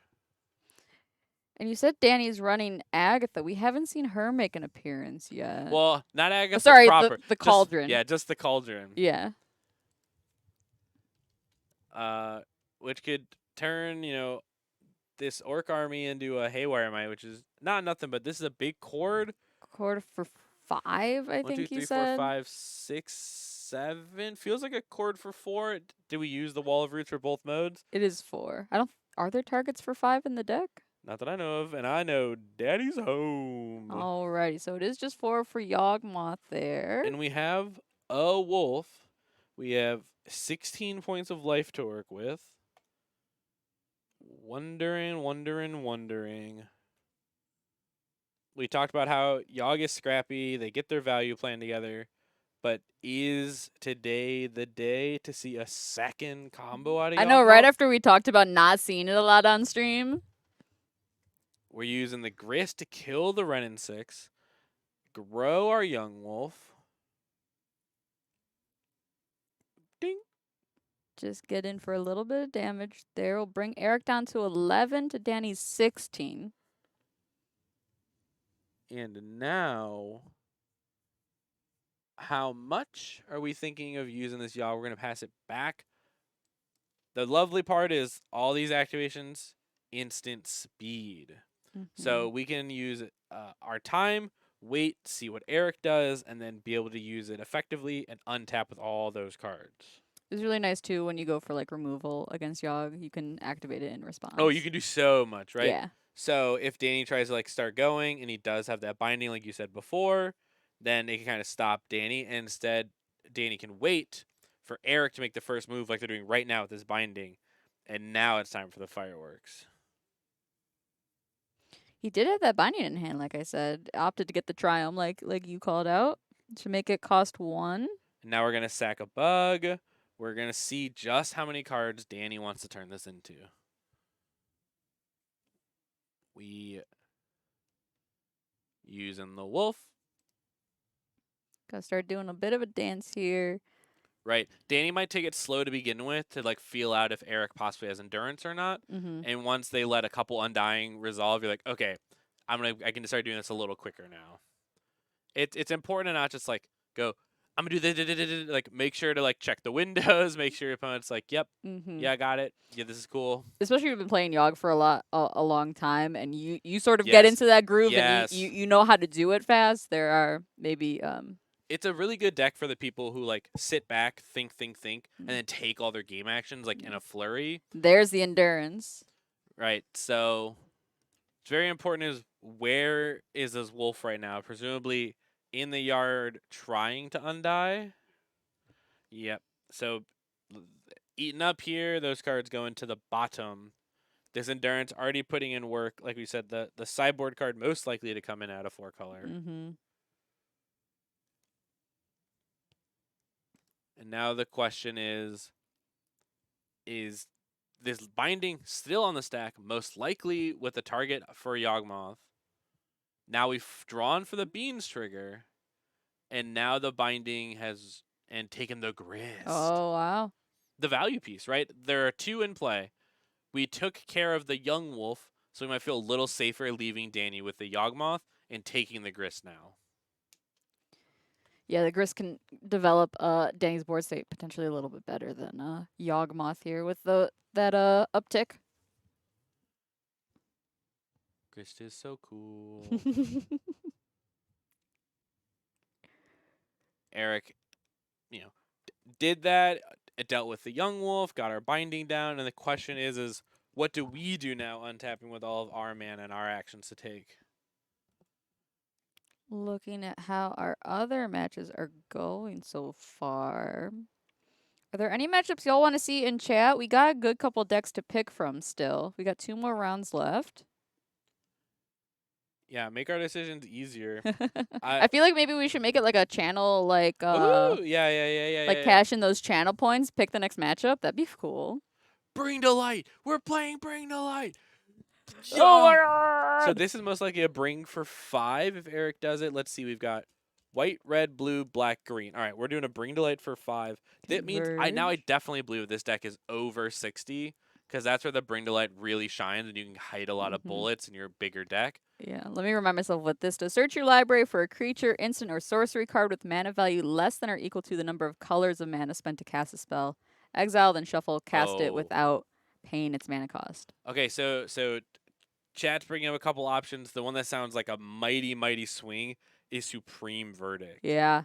What is interesting, too, is Bring to Light's going to trigger beans, and Eric's going to draw a card. And the worst feeling would be if you draw the card you're about to go find. Oh, yeah. I didn't think about that.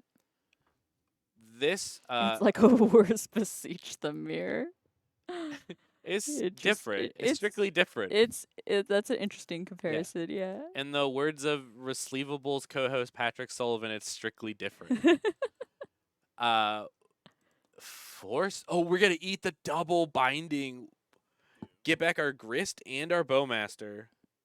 But He's now doing this all in response to Yeah. the Bring to Lights. I'm even more scared of Supreme Verdict now. Yeah. And there are other options people are thinking is there might be a time warp out there for Eric to kind of take another turn and draw another card. Supreme Verdict. This doesn't feel like I want to get Omnath. I feel like I'm trying to get even bigger in this moment. What do we find? Draw for Bean. Trigger Into that the deck we Bowmaster go. that's now there. Who could it be? Eric, what trick do you have up your He's sleeve? got a lot of different cards Yeah, to look through there. I'm presuming we're not Bring to Lighting for Scape Shift because only 5 lands in play, not 7. So that at least cuts down one of the target. Boom. There it is, the Supreme Verdict. How many Undying creatures does Danny have? Oh, 0. Ooh. But this Yogg's going to turn all 5 of those creatures into card draw. So I'd recommend float a mana off your Walla Roots, draw the cards off all of these little guys, and hope to be able to flash something in post-verdict.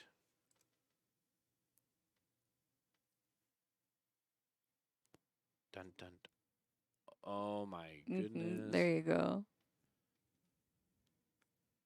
Turning our life total into cards, and with this move, Eric is now tapped out. So the only thing that we have to worry about are pitch cards, which kind of like narrows the cards that Danny has to worry about when they untap with all their mana on their turn. All right, so that Supreme Verdict is finished resolving, so we'll lose the Yogmoth there. Yeah, so why would you cast Supreme Verdict? It only killed Yogmoth. It didn't kill anything else. The others became 5 cards. Ooh, yeah. Danny's sitting with a grip of cards now. Lots of different things he can do. Only 3 mana to work with now that he's lost his Halfling and his Wall of Roots. I hope that we draw a land and 2 Strangleroot Geist and just get in beatdown mode. Oh, yeah, that'd be cool. That'd be good. Oh, but that goes so poorly against a single Solitude. But ain't that just the way? Mill to Beseiju off the Grist. Yeah, Pretty good card. I never even would have thought about bringing in Force, but the Force of Vigor gets even better with Beans being also a part of the 4-color engine. And the Cauldron. The Cauldron. All right, finally. We've been talking about this one all game. It's got a lot of stuff to work with in the graveyard now that that Supreme Verdict has resolved. Including Yogmoth proper. We can start turning just about everything into a Yogmoth. All right, let's get this card up on screen. It is from the newest set, Wilds of Eldraine, so in case you haven't heard about it, let me read it for you here. We're about to put some creatures in the stew. You may spend mana as though it were mana of any color to activate abilities of creatures you control. Cool. Creatures you control with +1/+1 counters on them have all activated abilities of all creature cards exiled with Agatha's Soul Cauldron. And then you can tap it to exile a target card from a graveyard. When it is exiled this way, put a +1/+1 counter on target creature you control. So Strangleroot got in there. And we've eaten a Yogg. In Strangleroot, gaining this 1/1 counter is now a Yogmoth. It has all of its own text, plus the activated abilities of Yogg. I wonder if this could even be... Okay, hear me out. Untap. Make 2 black mana. Activate Yawgmoth's Proliferate ability. Proliferate my Grist and my Strangleroot. Attack for 4, alt my Grist. Oh. So, Eric has to... You have to be so aware of the secret 3rd line of text on Yawgmoth to understand that there's a possibility that this Grist deals you a boatload of damage. Yeah, he does have a grip full of cards and some mana to work with here, but sans interaction, it does appear to be dead on board. Well, the Yogg chatters agree with me, so... and Danny drew all those cards, so he most likely will have cards to work with here. So the thing is, Eric has to answer kind of just what Eric can see, but there's the secret later of any creature becoming a Yogg. This is Time Warp. This is Time Warp. Okay. We're going to draw a card, take a turn.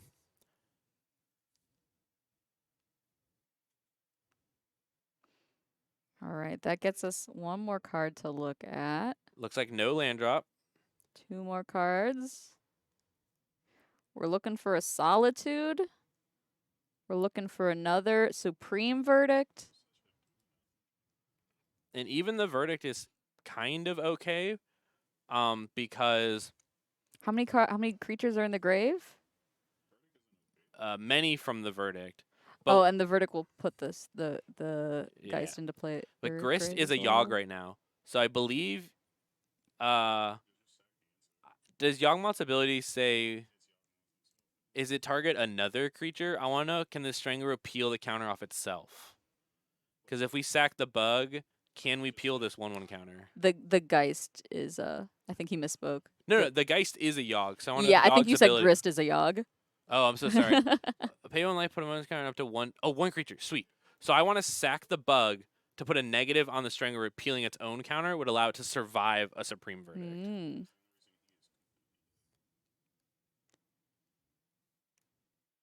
There's so many intricacies once Cauldron introduced to the game. Yeah.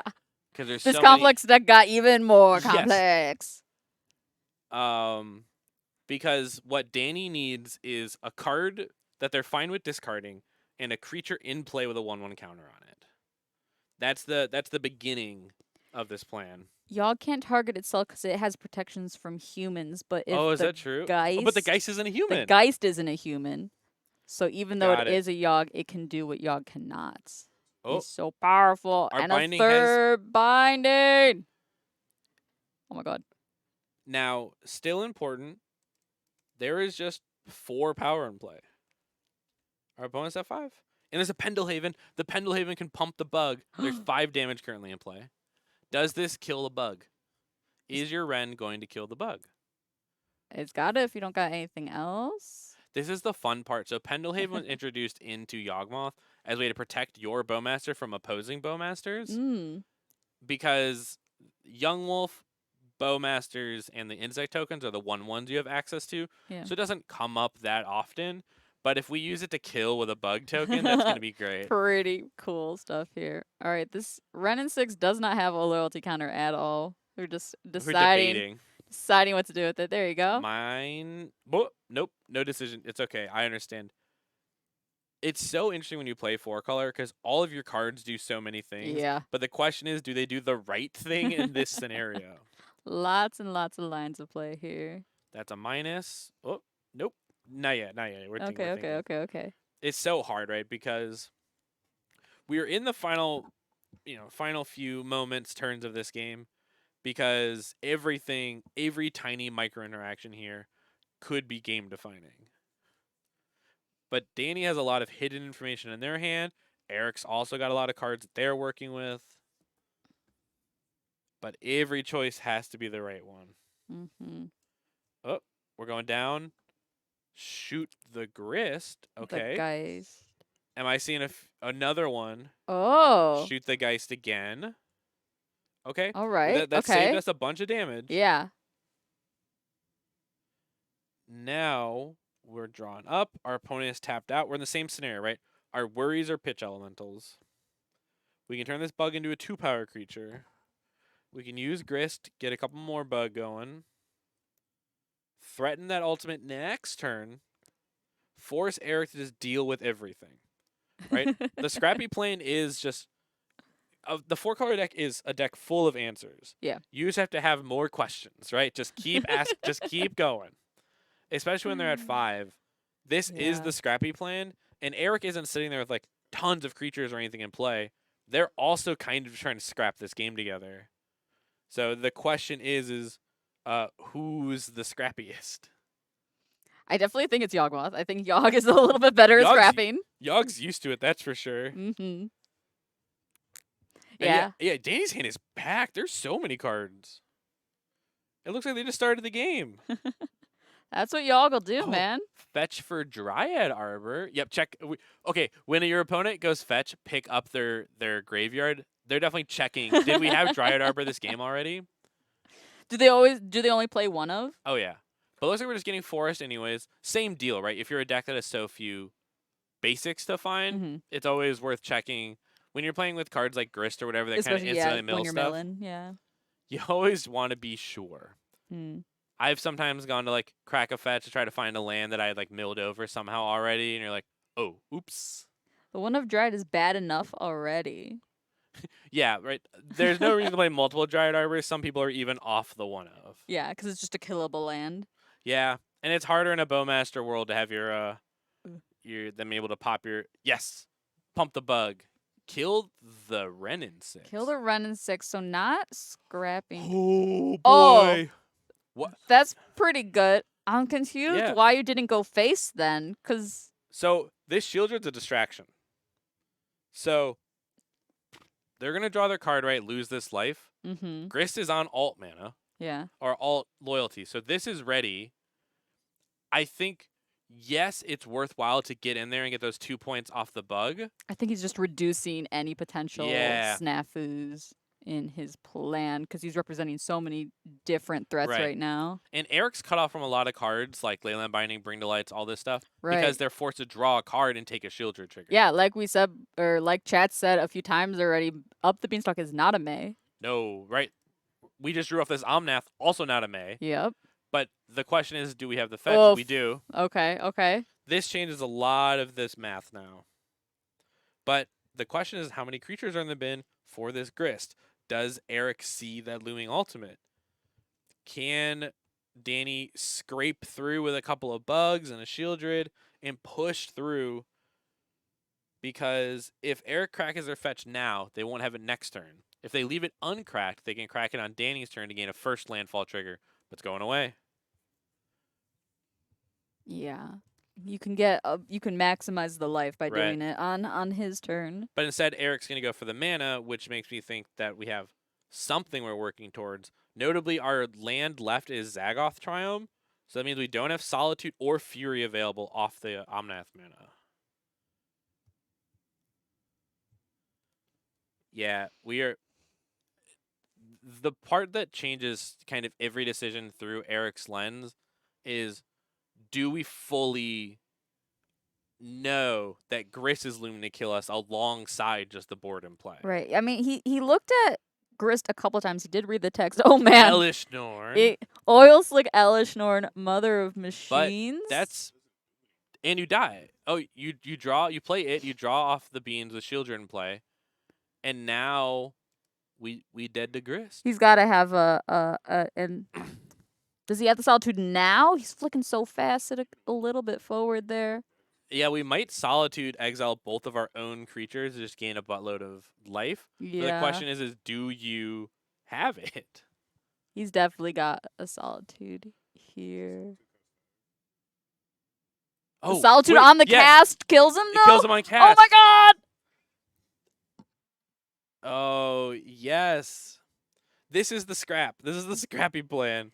Just trying to piece together all that. Yes. They weren't tapped. Oh. They were almost tapped out. They had one land open and then used the Omnath mana to The cast Grist became it. a kill spell. Okay, so instead of ulting, we just kill. Oh, but now we can just attack. We can just Pendlehaven the Right. unblocked bug. Or the end? Cast the Ooh. end against Omnath? Let me see your hand. Yeah, let me see everything, and then I'm going to kill you. Yeah, that's enough. Yes. Okay, wow. This was kind of an What? That was an all roads lead to Rome, right? There were so many different paths that Danny could take to finish that game up. All right, Danny cast the end to spell That's the so end funny. for Eric. What a flavorful cast of that card there. Yogmoth Right. will take down 4-color control in 2 games there. Do we have a backup match? I think they they're finished long up already. gone. Yeah, this game took a while. Fantastic match there. Both players played very well. Yogmoth will take it down there. Before we head into our break, let's take a look at our weekly schedule. If you're looking to play at the Nerd Rage Gaming storefront, we have a slew of different games that you can play besides Magic. Tonight, of course, was Modern. Tomorrow we will have Commander and Pokemon. We will be live on stream for that as well, so come check us out there. We got some great commentators there. On Friday, we have F&M Legacy and One Piece. Friday is our second store championship. We sold out Tuesday. Come and join us for One Piece on Friday. Saturday and Monday, we have Digimon. We have the new Resurgence product in stock, as well as our ST 15 and 16 pre-release events this Saturday and Monday, so come join us for that. Monday is also Commander. Tuesday wraps us up with One Piece and now Lorcana replacing Pioneer. So come check us out for all those games. With that being said, we will head into our round 3 features. We're going to go pick those out. Stay tuned. Thank you so much for watching. See y'all soon.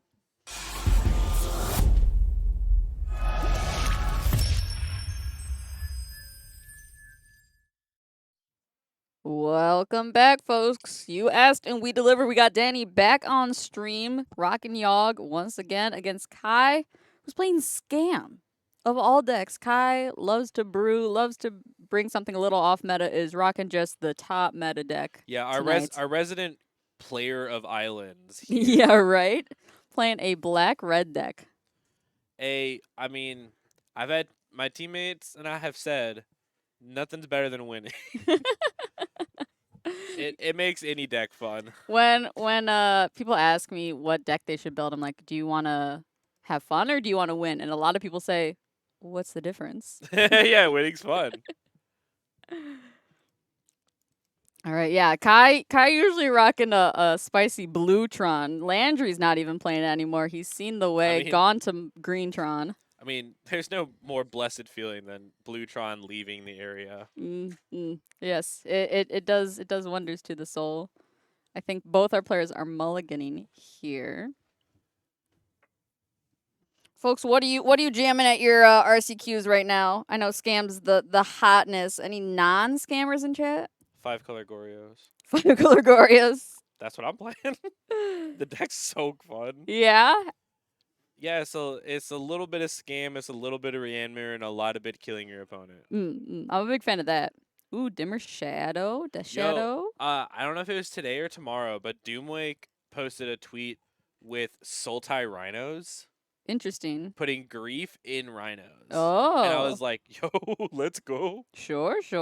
That sounds so fun. Yeah, why not? I love. Actually, I may have to adjust my top 3 and put grief in there. Wait, Sultai, awesome. how do you so Violent Outburst is not? So in the deck, I think Outburst was being just splashed as like, mana bases are wild in Magic right now. Right? You kind of do whatever you want. Exactly. But the deck itself was all Sultai cards outside Violent Outburst. All right, looks like both players are rocking 6s. Kai is still resolving his mulligan. Sorry.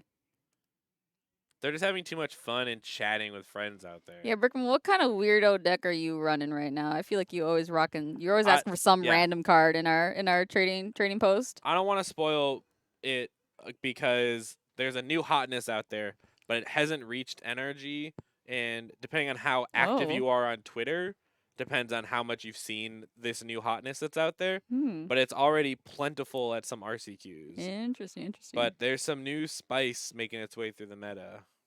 And Brickman says he's already off it. Brickman, right. just stick to a deck, my man. So there's 5-color Zoo Scam. Oh, right. Yes, they were talking about that. The Zoo Scam deck is awesome.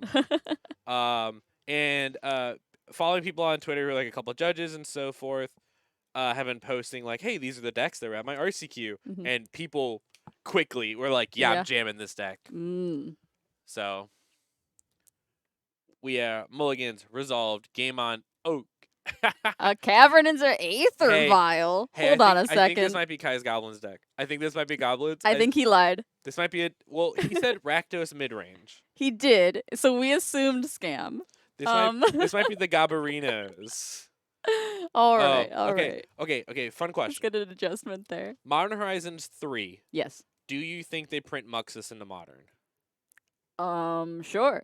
Okay, sure. I'll predict it right now. I'll bet 5 Buccarinos on it. No. Muxus into Modern. What does Muxus do? I don't know what that card is. Is the red card? It's a big goblin that draws a bunch of goblins. Yeah. That there was arena only, and then it was like jumpstart and arena. So we'll see. Andy's Hovel confirmed Gobos.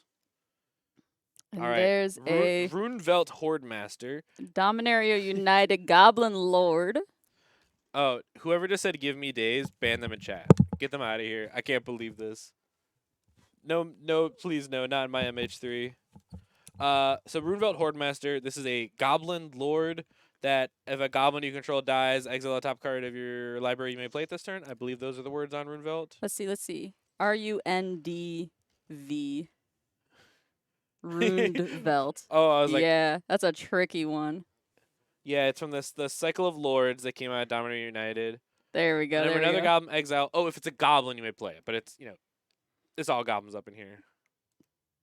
All right, the Haymire White came and went, so we're up to 22 on Danny's side, smacking in with a Yogmoth there. Wait, you know what? That's a main deck Haywire Might. It Coolio, is. Danny. Love it. Yeah, it triggers Grist. It's great. And we got Secluded Courtyard. There's Goblin deck. Be fancy. I like the people. Yeah, I want Rishadon Port and Wasteland in Modern. Ooh, No. gimme. Oh, another Runevelt Horde Master. This time extended. Yeah, they buff each other. Big beats. Crashing in here. We've seen Alex Luke play Goblins a couple of times. This looks a little bit different. More of a beatdown, maybe a little less combo. Although knowing Kai probably still got some conspicuous Snoop. Oh yeah, we geeky snooping. stuff rocking in there. I remember like playing against Kai for like weeks and weeks and weeks, and they were playing like blue Snapcaster piles, and I was like, okay. And then I show up one week and we get paired like round 3, and I'm like, oh, I haven't seen what Kai's playing, and it's just like mono red 8-whack. And I was like, whoa, Yep. whoa, I kept a wrong hand. Oopsie. Yeah, no, he does that specifically for that interaction Yep. right there. He'll just play blue spells matters, Snapcaster stuff, and then just juke you to hell. It's so funny. As we see the Colony Garden give young Wheezy a little friend. There's the Goblin matron. Mama on the hunt. So either Snoop or Ringleader. Those would be my guesses here. Goblin matron tutors for a goblin card. And we have the beautiful Dominaria remastered old border foils. Give me every foil with that shooting star. Beautiful. So I don't know if you've seen Dakota's EDH deck. He built an entirely like borderless commander deck, and now he's like, I really want to build an all retro deck. Yeah, that's awesome. But I was telling him because he's got Kenrith. He's like, I could just build another Kenrith deck. I'm like, no. You got to pick like a retro commander. So like, I think so you should mean pick the old border Sisei yeah. printed in MH1. Sure. I was thinking a little older than that, but we get this munitions expert. So Kai favoring a goblin that can kill off whatever Danny's up to, and it's already got enough goblins that could shoot down a Yogmoth. So that might be what that card's reserved for. And go a rumbling. Turn some stuff sideways here. Much more of a creature-based matchup than the last one was. Yeah, which these are usually, if you ask me, where Yogmoth is the most fun to play. When it's like you versus another, just like creature land putting stuff into play, so fun. You have Yogmoth, you have Bowmasters, you have Grist. Like, you are just like the control role, and you're just trying to not die. You'll figure it out later. All right, so we got a couple of trades here. The Bowmaster's going to shoot. Yep, just pew, pew, pew. Pew. Mog War Marshal, Squee Dubious Monarch. Yeah, get some triggers off those Runevelt Gobos dying. Just the Runevelt Gobos. So those are in exile, just for those at home. Not in play quite yet. Yes, they are castable. Danny. Yeah, it's very interesting, right? Like, there's a very real Until the end chance. of your next turn. Okay, yeah, so they have those are available to Kai later. And I wonder how frequently Danny has played against just like put stuff in play like a Goblins. Because like I was saying, it feels fun when you're Yawgmoth. You're just like pew, pew, pew, just shooting Goblins out of play.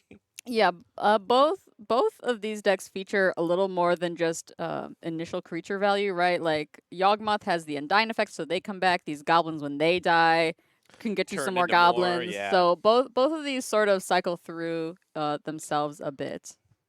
And we'll have to see more of Kai's goblins. Both decks may have a little combo flourish at the top end. Mm-hmm. Right. Speaking of which, there's a cord. I think we're gonna go get. Yep, we're gonna go get Daddy Yog. We're gonna get Papa. You lie like Papa. So now we have the engine. We don't have the payoff. Are we going to be able to get enough untapped permanents to dig 16 cards deep for another cord? Or are we going to use our creatures and just mow down Kai's creatures? I think against goblins, you're a little more hesitant to go deep on the Yogg. Kai has decided to leave the game. All right. That does that count as a combo win too, or no? Remember how we talked about they scoop up a little early No. before the combo gets. So if you ask Exactly. me, Danny would do a whole bunch and have an untapped Yogg and 2 untapped Wolves. That's not nearly enough to kill. But I think Kai is understanding that Danny's going to draw a bunch of cards, invalidate the Munitioneer, and probably kill on their upkeep. All right, let's take a look at what these players are working with here. Did either of them submit a deck list? For shame. Neither of them have. We grabbed one off a Goldfish here, so we'll see. This is potentially what Kai Yeah. might be working with, though it's Kai. So he could have, honestly, a lot of stuff. Ooh, okay, big shout out real quick. Cavern of Souls being reprinted in upcoming Ixalan. Oh, it's by my favorite artist, too. Elena Elena Danner's doing the Danner. art. Shout out. Yes. And I'm really excited to get the ugly ones. People always hate them, and I think they're so cool. You know, just like you were saying with Dakota, like the all full art like deck. That's how I treat my modern collection. Like I like just buying like 4 of like the coolest copies of stuff. And I Yeah. love when they're little weirdos.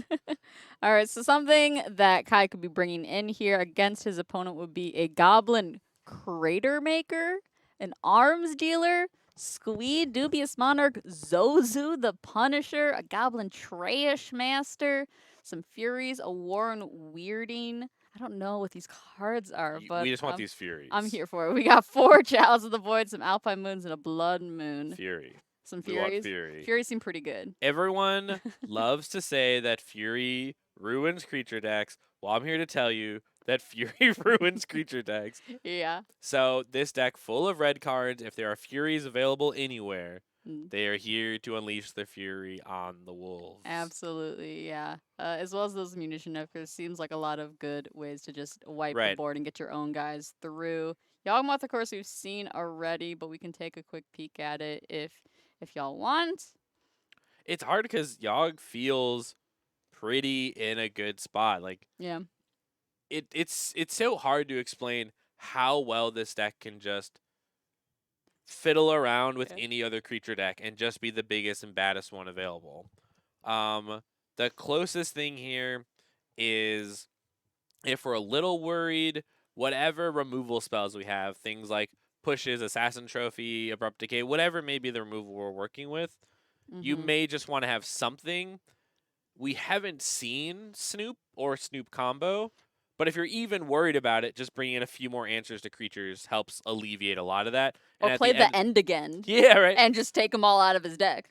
So that it'll be interesting because if you're at all worried and you bring in a removal spell, at the end of the day, you just have a removal spell. Mhm. So the floor on that is pretty low, but the ceiling might be pretty great. Absolutely. And let's get back into the action here. Players are shuffling up. Yeah, the Kai will be beautiful on the faces. play for turn 2.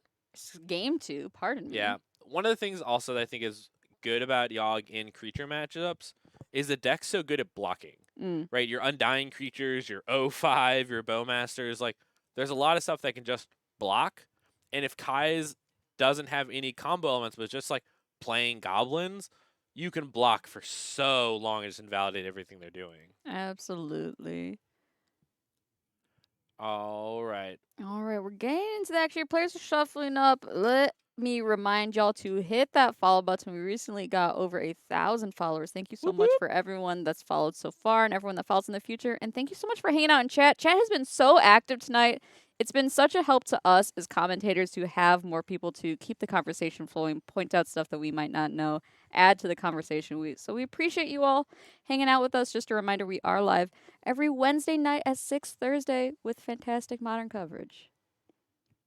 Oh yeah, Aether Vial, Haviva's top 3 cards. I would say so, yeah. It's like Aether Vial, Thalia, Woohoo! Coco, You could put them all Stoneforge together if Mystic. you really wanted. It'd be fine. Yeah. Calling I don't know how Thalia interacts. I don't think that interacts super well with Coco, but makes that one a little harder. Yeah. My humans Well. matchup is pretty good though. I will say. Kai with a tapped anti-Hovel on turn 2. Kind of Mm. showing weakness. Like, I don't have a goblin to reveal, or I have nothing to play worth revealing it.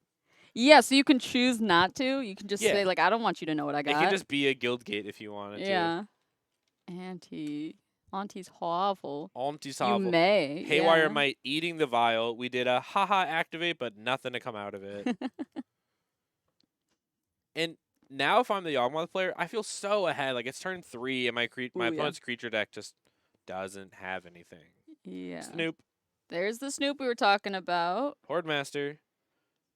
This 1 die. Is that from the Aether Vial? Just like left Yeah, over? it's just doing a float. Okay, okay. It's so hard when you're playing Magic. You'll like forget whole zones of the board. Oh, You'll yeah. be like, I didn't even know that was Just there. kind of tunnel vision and like, or yeah, Yeah. have blinders on. Most of the time, I'm looking directly at my hand. Mhm. A grist down in the field again for Dan. We've seen a lot of grists tonight. It's a pretty great card. Pretty cool. Pretty cool. Grist, Oh, use he that. minused it. Okay, Yep. I was like, where did Kill all off of the its Snoop. loyalty go? And now this Grist is going to make blockers for the rest of the game. Okay, so here's another piece of the Snoop combo, leading me to believe that Kai does have all the cards available to them. Yeah, what's this one called again? I forget. Bogart Harbinger. Thank you. Search for a Gabo, put it on top. In this case, we're going to grab a Snoop, the second piece of the combo. Yeah, putting it on top is actually where you want it to be with the Snoop, Yeah. right? Because all the Harbingers are a cycle from Lorwyn that find X creature type and put it on top. And usually you're like, oh, I just wish I had it now. But because of the Snoop stuff, you actually want to put it on top for your Snoop to gain cards' abilities. Right. It allows you to do the Kiki Jiki, do the dance for a long time, and then at the end, use the Harbinger, make a copy of that, and then throw the Goblin Spell Slinger? Something Slinger? Goblin Yeah. Sharp, not shooter, Goblin Slinging. Slinging recruiter, no. No, Sling. Goblin fire slinger? Nope. Slinging Lieutenant. There it is. That's the final piece. I was gonna start saying like the hash slinging slasher. Oh, and we have Yogg to go alongside our newfound bug. Just had a forest, pretty good hit there, honestly. Get that off the top of the deck.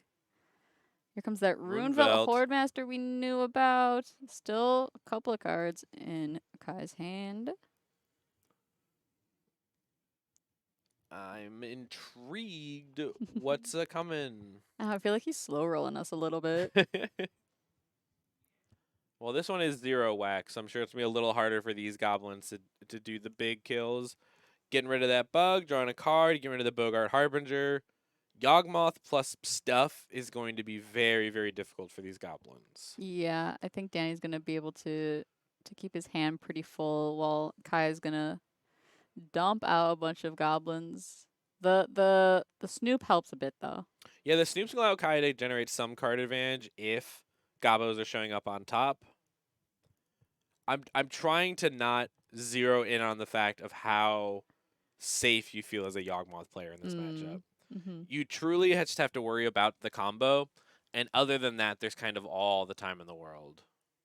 So alongside Danny milled it over with that Grist being like, yeah, like hoping to hit an insect. But even this right here, this is already a -1 available to us. Our Misty is a Dryad Arbor, that's another -1 available to us, alongside just whatever creature we cast this turn. All right, let's see what we got here. There is a Pendelhaven again, so we could see some bufferinos in our future. Oh my goodness. What's that card? This is another removal spell that removes the card from our deck. Legion's End, that sounds correct. Let's take a look at what that does. So it's just like the End, but cheaper, and only hits small stuff. Legion's End, yeah, Yep. apostrophe S. So it only hits stuff mana value 2 or less, but then it extracts it from the deck. We are doing that to hit the Horde Master, right? That's the target that's being removed here. And just removing a lot of the value pieces, revealing a hand with Kiki, Ringleader, and Bogart. So the combo was almost drawn up if your opponent wasn't a Yogmoth opponent. I'm interested in why Danny is playing so many of these surgical effects in his deck. So, Yogg for a long time had Necromentras in the sideboard. Oh, right. And I wonder if Danny's moved to removal spells that kind of a little A, little B. So instead of having a kill spell and some Necros, because combine them Necro together. has to target the graveyard, right? You name a card. Oh, just name a card? So I think he's playing these as a combo of like how to maximize your sideboard slots. Well, how about I just take my Necro effects and my kill spells and make them the same sideboard slot. I see. And it's already come up twice now. Like the end killed our Omnath opponent, Mm-hmm. and now this one has done quite the job to rip stuff away from our Goblins opponent. Yeah. Now we're gonna cord. Gonna grab a young wolf. Yeah. 2 pieces of the Kiambo. Ooh, I remember Field of the Dead. That was a Love fun that card. card. That's a great card. I'm a big fan of it. Early Pioneer. I remember playing like a Golgari Field of Dead control deck. Yes! Oh my god. I was in love with that deck. The Golos too. Yeah. Ooh. Golos is like Heat. 4th on my like top 3 Magic cards. Oh, yeah? Yeah. Nice. I was playing it in Tron before I try-harded a little too much and took it out. This Horde Master is on high alert to being just pew-pewed. We're working with a couple creatures in our deck right now, just fetching out a mountain here currently. Hey, remind me, what card did we hit with the Legion's End? I thought it was a Horde Master. But did we have 2 in play? Trying to remember, trying to keep up. Goblin Ringleader. It doesn't. It says all other creatures that players controls with the same name. So Oh, sorry, it it's would not- hit all them. I see. It just kills the ones that are already in play. Yeah. Doesn't take everything away from them. No. It. Yeah. Then that player reveals their hand and exiles all cards with that name from their hand and graveyard. Oh, so it doesn't get deck. Okay, I understand now. So it stripped some stuff away, but we were able to find more. And now we've ringleadered and picked up a couple more cards. Got it. You can see those 4 cards floating to the left. Just know that those are the cards in Kai's hand. It's just known information to both players. All right, we're gonna start doing the little Yogg dance here. Oh, gotta love the dance. Shoot the creature on the field. Yep. Oh, did we give the spiel about using different dices for plus and 1 and minus ones? Sure, why not? While we're here. I definitely recommend it, right? Yeah, Danny got mad at me again. He's like, I really want to use these dice. He got the fancy +1, -1 counters. So we do have black and white dice, so Right. it can be done. So the ringleader has a negative counter. The young wolf has a positive. I'm gonna go fix it because it's gonna get messy. Yeah. Guys, let's say nice things about Dom while he's gone. He won't even know. Oh my goodness. Do you guys think he's a good commentator? I really enjoy having him in the booth with me. I think he's pretty cool. Now your turn. You say something nice about Dom. Quick, fill the chat while he's gone.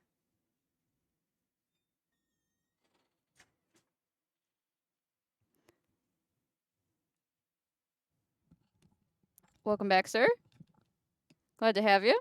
I literally said, "Hey, can you use black dice?" And they said, "Curse you, Twitch chat."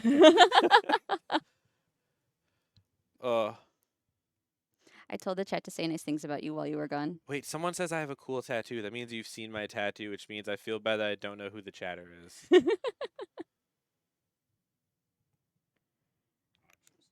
No, shout out. It's all good.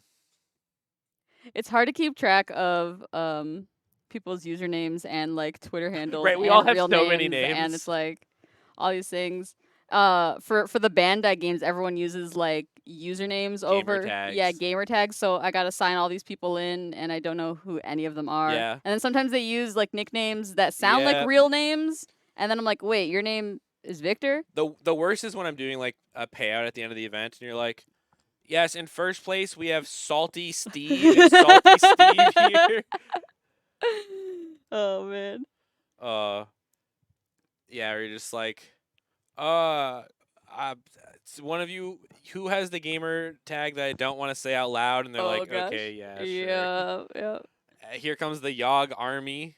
You steer clear of the Midwest. What did we do to you? We're so non-offensive. It's Yoggin time. Oh boy, we got a So, busy board state over Danny here. has 3 untapped lands and the ability to get 2 untapped Yoggs. That means 2 untapped Young Wolves, and we have this untapped Insect, which means we have 14 life available to us to do the Yogg dance, to find a Chord of Calling or just Blood Artist proper, use our mana, and finish it off. The question is the top cards going to be kind to us? I just saw it. I saw the cord. Bingo! Yeah, there it is. Alrighty, there's the combo kill for you, folks. We said it hasn't happened, so it's time for the third Time to happen again and again and again on stream. Woo. Daniel will take it down quickly in 2 games there against Kai, not in fact playing Scam, but rocking Goblins. Didn't do so well for him here. But we'll head on into our backup match here, folks. They finished faster than Burn did. That's a crazy statement. We got 4-color versus Burn. Oh, I think Ian might have come in with our 4-color player that played last round. Got some fun looking lands here. I like the basics. Ooh, and the onslaught fetch too. Very nice, very nice. I'm intrigued. So I see Adam here brought in Smash to Smithereens against specifically 4-color, where I believe the only target known outside of sideboard cards is the ring. Yeah. And it looks like most likely we used it here, targeted the ring, and oh boy, our burnt opponent is down to 1. Yeah. Let's say welcome to our Raiders, though. Hello, everyone joining us from Solitaire the Gathering. Welcome, welcome. We got a bit of magic going on here. We're live every Wednesday with Modern coverage at 6:30 Central. We're in our 3rd round here. Burn versus 4-color. And I will gotta say, while we're watching Burn try to scrape together the last few points, if you're Raiders and new chatters, hit us up. We're having top 3 favorite Magic card conversation tonight. Yes, I got Aetherfile, Thalia, Collected Company. Dom's got Satyr Wayfinder, Reanimate, Atraxa, Grand Unifier. Atraxer. And that's the handshake. Came in the final moments. Pew, pew, pew. The Burn Menace taking down the Beans. The Beans. Up the Beanstalk. It's a great card. Pretty good. Don't know if you heard about it. We have some new folks coming by for the week, bringing what seems like, an obviously very powerful deck in the format, but the most powerful mage in the building is always Adam Weiss and his mountains. Absolutely. Rocking the red shirt and the red cards. Ooh, good. Repping the brand. And good comment, chat. Fire is known to cook beans. If you're looking to pick up any of the cards you've seen our players cast in tonight, why don't you head on over to nerdragegaming.com. We got thousands of singles for you to purchase, select for in-store pickup, or ship countrywide. There's so many. They haunt me. They speak to me. Get them off my desk. Purchase them today. The more you spend, the more you save. You get 1% back in-store credit as soon as your first purchase, all the way up to 10% back. So the more you spend, the more you save. We also have a wish list program. If you see a card that we don't have in stock, add to your wish list and get notified right away as soon as we list it. We list new cards every day. And head on over to our Twitter because we just picked up, I think, the biggest buy since I've started here. We got a full set of Power In, plus a bunch of other fantastic goodies for you to purchase for Eternal Weekend. Go to nerd_rage gaming on Twitter to get the information for that. We'll have high-resolution scans of those available later this week. For now, let's talk about the NRG series. If you're looking to play some high-tier competitive Magic, join us in Indianapolis on October 14th and 15th. We have a double 10K weekend, so a ton of prize money for you to win there.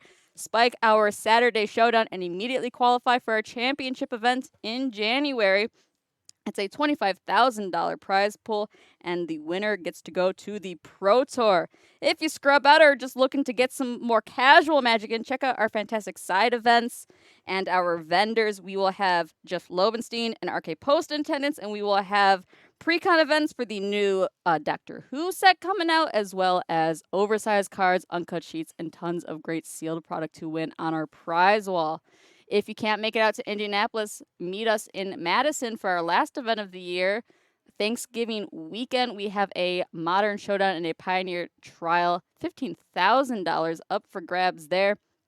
Need I mention that if you win our showdown, you get a custom-made token from Inkling Customs.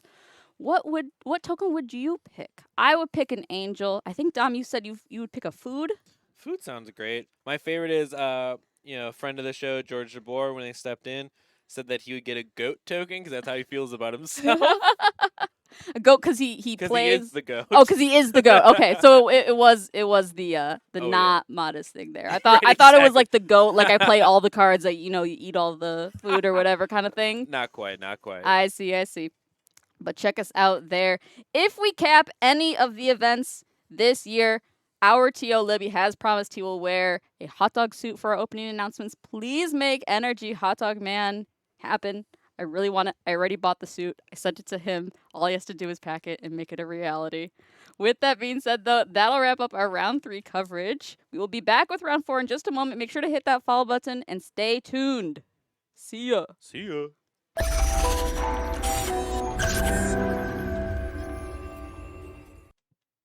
Welcome back, folks. We're in round 4 of 4. Danny is undefeated, as is Alex. We got Yogg v. Burn. Definitely going to be a great matchup here. I think if you change the backup record, it should fix it. That's what I was doing last week. I am here to say that in all my games as Yogmoth against Burn, the more spells they draw and the less creatures Burn draws, the worse and worse this gets for you. Yeah. Wall of Roots, a banger against Goblin Guides and Monster Swift Spears, an embarrassment against Lightning Bolt. Oh, yeah. So the question will truly be, what part of the Burn deck does the Burn player draw versus does Danny have access to anything that gains points of life? We know there's Shieldred. We know there's the Paul Blardist. We know the Blood Artist is out there. We know Danny has main deck Haywire Might. So there are at least some things to help. I went to go look at Alex's deck to see the differences between Adam's burn deck and his, and he's running 2 mainboard Grim Lavamancers. That might be a little bit relevant against a graveyard-based deck like Yogmoth. Yeah. Potentially, I don't know. A little niche, but perhaps. But we shall see, because the mulligans might take a little while, but the match might not. Yeah, right. We might be able to go home a little early here, folks. Only 9:20, not doing too badly. Yeah, we've been watching Yogg. It's been winning. We're here at the top tables. We saw Burn trying to take down some Tron and some other stuff throughout the course of the day, and now the final bosses are in fact the Yogg Dog and Burn Baby Burn. You're already home. Say hi to the family for us. Sorry. Also in Alex's deck, they have Flame Rift. Is that the 2-mana deal 4? It is. Oh yeah. Ooh, sorcery speed 4. Hey, just Fire Blast. more Boros charms. No, Thank you very is much. Fire Blast 5? Sure. Sure. Whichever you'd like it to be. I just remember I died to it in the Legacy event. No, it's 4. All right, all right. And we are in the final resolution. No. Fire Blast is free. Well, technically. It triggers beans, Yeah. but it's free. Oh, that's cool. Yogg on 5. Shock to begin the game. Oof. Rough Young start. Wolf. All right. This Young Wolf's going to gain us a lot of life if we're on the creature draw, and we are. Get a little peek. Get that Twilight Mire. Nice. Yeah, value. And then this Yogg basically gets to this wolf gets to basically gain 4 life. It's gonna block this Goblin Guide twice and trade off the second time. So, not bad at all. I'd rather have this Goblin Guide trade with it a few times than like bolt it twice or something, Right. you know. And now we've got the Colony Garden, and Alex is aware of the Twilight Mire we just drew. So a little bit of info leaked out there, but we have another Young Wolf. Yeah, this seems pretty good here for Danny. Yeah, Put as the we were pressure saying, on him early. the draws with creatures against Burn, great for Yogg. Yeah. So the question is, how many more creatures does Alex have versus just straight blast to the dome? Dryad Arbor, draw it. That counts. 2 for 2. All right. We're going to trade the non-buffed Young Wolf. Yeah, just get some I think 2/2s. it's a good call there. Especially as long as this Goblin Guy keeps drawing us cards. Yeah, absolutely. And Blaze. Searing Blaze. 3 to the dome as well. Tick, tick, tick away here. Alex, another player that plays a lot of different decks. Today he's rocking Burn. Next week he might be Coffers. The week after that might be Gobos. We'll see. Keeping it fresh here. The Grist make insects. This Goblin Guide is most likely never getting in for damage again. Yeah. You said it was gaining 2, 4, 6. It's gaining, Yeah. it's preventing rather. A lot of damage here. Right. Grist pairs up well against whatever the Burn creature is. Just blocking and blocking. And Alex's I hand. see so 3. many Yeah. creatures. Oh my gosh. I literally think I saw 3 Swift Spears in Alex's hand. Yeah, turn them all sideways, baby. We're finally going to get in for some damage here. Nebble Master. 2 for on 3. top. 2 for 3. All right, we'll do some quick trade ski-doodles. We'll get 1 damage through to the face, down to 14 to Alex's 17.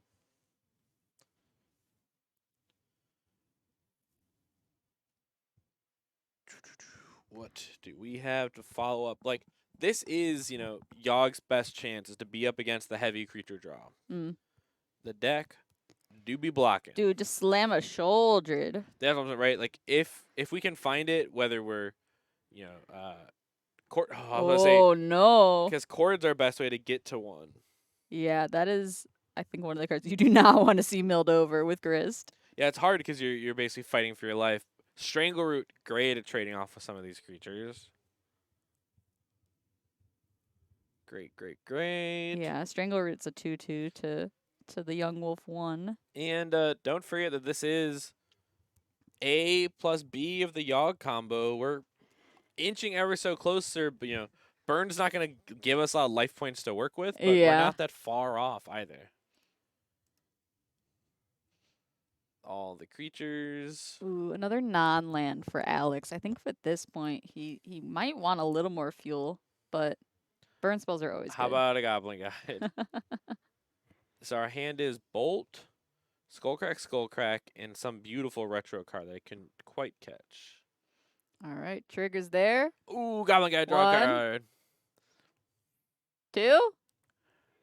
Goblin Guide, draw a card. Oh my gosh! Wow, that's what is the odds of that? To get 4 triggers and have them all hit? That's insane. We missed a trigger, but boy did it Oh, not we did. We matter. hit a Bowmaster once. Yeah, Yeah. but- 4 for 5. Yeah, Sheesh. yeah, those Goblin Guides are playing for the home team.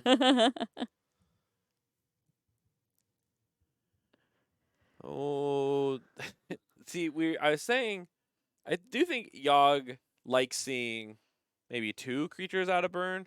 4 is just so many. Yeah. Looks like we might be ping Goblin Guide, block with token, and trade off. Just kind of stem as much of the bleeding as possible here. Yeah, chuck the token, use the damage to kill one of them. And then, art thou allowed to Uh-oh. block? Yep, here we are. Having mana open is not Pog. Yeah, sure. Yeah, we got some prowess babes. Yeah, I was about to say, I definitely want to at least block some of these Swifties, because prowess adds even more damage as well. Mm-hmm. Been playing a little Boros Heroic in Pioneer. Yeah, Been I heard doing the a deck lot. it's been picking up again Ooh, lately. it's hot. I like it. It also does not cost a lot of rare wild cards, which is really nice. It just All blocks right. all around. Right, yeah. Full block.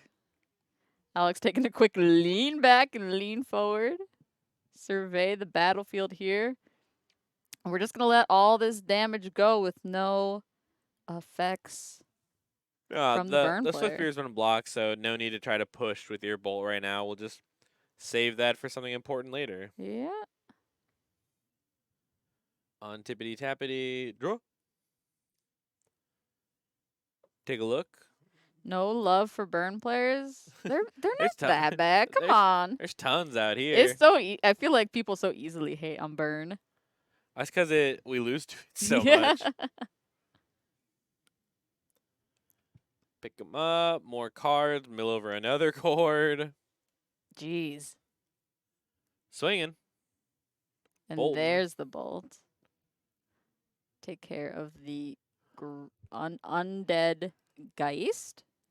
You ate both burn and Yogg. All right. I'm also thinking, I wonder how kind of close we are to another Grist alt kill. We've traded off a couple of times already. Yeah, Danny just counted that graveyard there. Yeah, I guess we've traded off a lot of like tokens and such though. I agree. I think Burn's got a lot of niche lines that people don't appreciate. A lot of percentage points and single Yes. damage points that really matter. The more you watch it, the more you see the intricacies. Mm-hmm. A Boros charm here. All about the sequencing, doing things in the right spot at the right moment, Mm-hmm. saving land drops. There's a lot of small stuff. I'm talking myself into it. I'm gonna play Burn next week. Sweet. dip out of the commentator chair? Should we just put Adam in the chair? Say, hey, let me take a shot at it. Just go out there and just throw them at the dome. Taking a draw. We're down to 9. Not the safest, not the worst. Don't lie. I'm not gonna play. I won't. I can't. Especially not on Wednesday. I'm gonna be so stressed preparing for Indy. I don't think I got the brain to actually play Magic. Just judge people from behind the screen. Danny, I feel you're on the hunt for a Shieldred. Boy, would it be swell. Haywire Might. Ooh, not that bad. Not bad. plays. We're stalling pretty well here. Ooh, we're even gonna turn some stuff sideways, go on the attack ourselves. Why not? Let's do it. We gotta get the game over, that's for sure. Shoulder isn't usually main anymore. Danny definitely has one in the main. We've already seen it today. Was it in game 1 though? Mm-hmm. Okay. Yeah, Danny and I were talking between the rounds. It's like definitely a bullet that we both enjoy. Love it. Alongside this Haywire Mine, a couple other little cool right, stuff. yeah, he's also got those in the main as well. Yeah, because here we are at game 1. There it is. That's that Flame Rift. Ooh, to the face. This might kind of favor each Danny, player? though. Wait. Yeah, Oh. that's the drawback. Oh, I was like, wait, this card's incredible. I thought it was just because it was sorcery speed. No, it's each player. Oh boy. But okay. Danny's also close. Like that 4 damage got a lot closer for us to be able to scrap in there. Gristalt, anyone? Gristalt? Gristalt, anyone? Because we can attack in. If any of them get blocked, there's we got like the Pendelhaven to buff. Oh. I think Alex is dead. The only land Yes, he's got Dan. open is a pain land. Danny's going with the sack a creature kill thing. Gain 2 from sacrificing the Haywire Might. Interesting.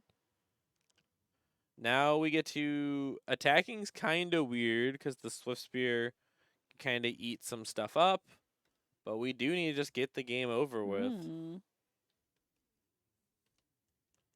Rumbling. I wonder if Alex is just hoping to really kill him on the crackback here.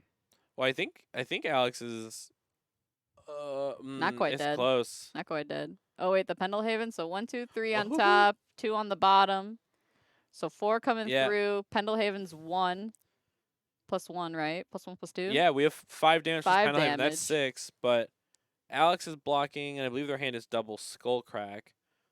But if they even try to think about using their Sunbake Canyon, they're right on the edge here. Down to 1. Yeah, remove that Sunbake Canyon from the useful zone. Another one. And the double Skullcrack. Oh my gosh. All right. Scooping them up. Danny will take down game 1 here in our final round. Woo. Yogmoth been destroying tonight. Excuse me, Danny. Danny been destroying tonight. Piloting a great deck as well. Takes 2 to tango. Let's take a look at Alex's deck, though. He was a good boy. He submitted his deck list. Let's take a look at this full 75, not 6. Thank you as well. I'm sorry. Hit a nerve. Alrighty. Core Firewalkers, no thank you. And the Festivities, no thank you. Deflecting Palm, no thank you. Searing Bloods, absolutely. Yeah, pretty good. Wear Tears, no thank you. Grafdigger's Cage, absolutely. That is a stone cold killer here. Ratchet Bomb, no thanks. Vortex, no. Torpor Orb, nah. Ensnaring Bridge. Ensnaring Bridge? Ensnaring Bridge? Not bad. I would say decidedly not bad. If Burn takes a controlling role and kind of just like kills off a lot of stuff and is slowly trickling through, the bridge gives them a lot of time. I think it does. Yeah, his hand size is going to be pretty small and...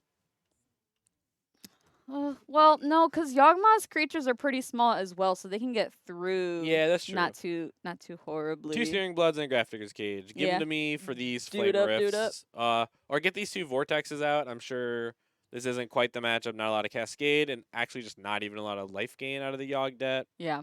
So the Shouldred, technically. Yeah, if they even know to think about it. So yeah, maybe I take out 2 Vortexes, maybe a Flame Rift, bring in 3 of these goodies, and call it a day. Easy peasy. Do we need to take a look at the Yogg list again? We'll throw it up just for a second here. The Take- question is do we have access to more Shieldreds? Do we have anything like Skoos or anything else with just the word life gain on it? Or even just some more Haywire Mites just to trade off, gain some life? We shall see. Throw some chalices in there, pretty easy. Y'all brings in a second mic just for the life gain. Yeah, you already want the blocking mite. So Yeah. people are talking about we don't need to bring in the bridge because there's already going to be answers to it as well. And like you said, everybody tiny anyways. Excuse me. Yeah, so we will find out. We'll see if Danny leans towards on any life gain cards out of the sideboard.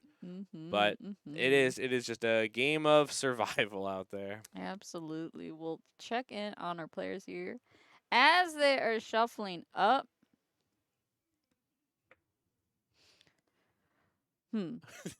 Just taking a little think-skapoo there. Yeah. Yeah. We're vibing. We've had a great night tonight. Great people in chat. We've been hanging out.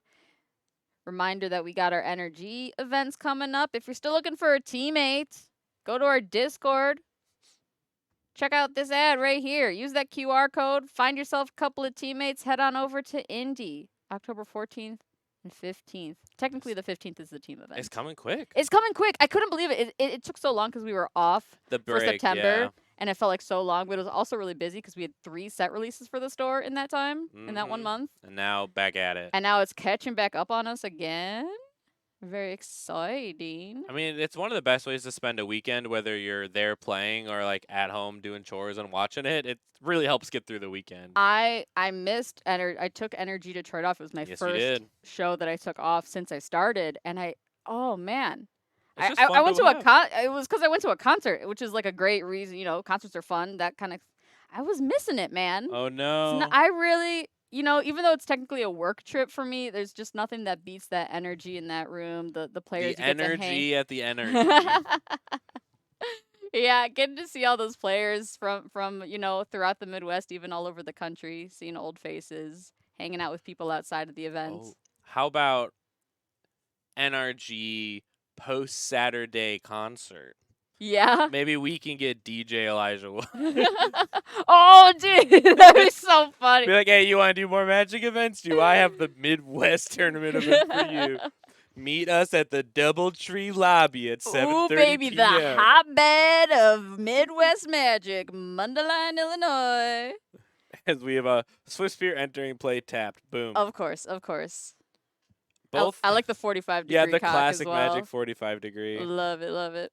And we'll get a young Yeah. peasy. Or even just a Mana Dork. Young Dork. Ooh, Mana. ooh.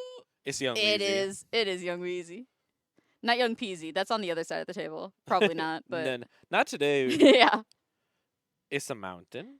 It's an attack. It's a block. Just save that life. Use your Young Wolf. Get it all back. Monstrous Rage. Searing Blaze. Kill it off. Trample. Ooh, nice. I like that. Good stuff. Post-combat prowess trigger. Right, and I believe Alex most likely brought in the Searing Bloods. So really having just like 6 of these Searing effects help them just clear through the Yogmoth creatures while sending it upstairs as well. Mm-hmm. Oh. You see the speed Oh. here. Oh. Tick, Interesting. tick, tick, tick, tick, tick, tick, tick. Whoop, not that one. That one. Wow. Wow. Bowmaster, come in, block for us. Oh my gosh. Help. Right, we're going to take some damage here. Most likely get a forest, I because would boy, think can we not so. shock. Oh man, we cannot. These are the kind of starts Right. Yogg really does not want to see. Yeah, no kidding. Yeah, burn on the play, kills your Sheesh. blocker, and then just rumbles in for so manys. 1, 2, 3 burn spells. But important, Alex has 1 card left in hand. Yeah. And no Sunbait Canyon to draw now. Yeah, the one saving grace there. And there's the flashed in Bowmaster. We'll chuck that token under that real quick. But this is Danny's turn 2. Like, we're about to untap for our own turn 3. Yeah. We'll see a Grist maybe. Get a blocker. Thank God he got the bow. He passed with 2 mana up. Of course he got it. You got it. You got You're it. right. What else you doing? What you And we keeping where you drew don't the got a turn forest. 2? Drawing the forest, very good for our just mana being as painless as possible. A great halfling for throwing under the Swift Spear A bus. delighted halfling. Wowzers. Poke. Get in there, Danny. Get that Wow. one. Ballsy. He's got another. Yeah, there's just not a lot of turns left of this game. You got to get all these points in. Oh, there it is. Another searing effect. And then do 3 to your face. And there it is. No. It's another one. It's another one. Interestingly, this card just desperately needed for blocking here. Ticking away, down to 3. Yeah, it's clearly not a 1-mana burn spell in his hand. Oh, Oh, what was that a flash of? I- It looked like a bolt. I think it's a flame rift. It's gotta be, right? I think it was that retro feel in there. Yeah, it's definitely an old border card, Yeah. but that's as far as I've gotten so far. But it most likely means Danny's dead. Do we agree with blocking with the token there? I don't see any reason to Flame Rift, not block. Kablooski. Oh, I like Alex putting their opponent to -1 before hitting the refresh button. Well, if it isn't game number 3 All here for the right. final round. That was a fast one, baby. Yeah, that's so hard. Burn on the play. Uh-huh. They start with a creature. Mm. Turn 2, kill your creature. And then turn 3, just fire off a flurry of burn spells. Bowmaster, not good, just enough bodies to try to block with. Right, he put as much as he could in the way. Like, I am playing a different deck in the 4-color Goryo, and I have Bowmasters. And I took them out against burns. It's like sometimes your plan is just to block, and they have a pile of burn spells. And it's like, oh, well, I guess I kind of have this do nothing. And especially in Yogmoth, when you just have like so many cards that can block, it's kind of just okay on blocking duty. Mm. But we are on the move to the final game, and Yogg is just going to try to survive. Yeah, absolutely. He's going to be on the play here, which is where you want Burn to not be. So that's good. That's a point in his favor. I'd rather you not be on the play, so I'm Yep. glad I get to be on the play. Mm-hmm.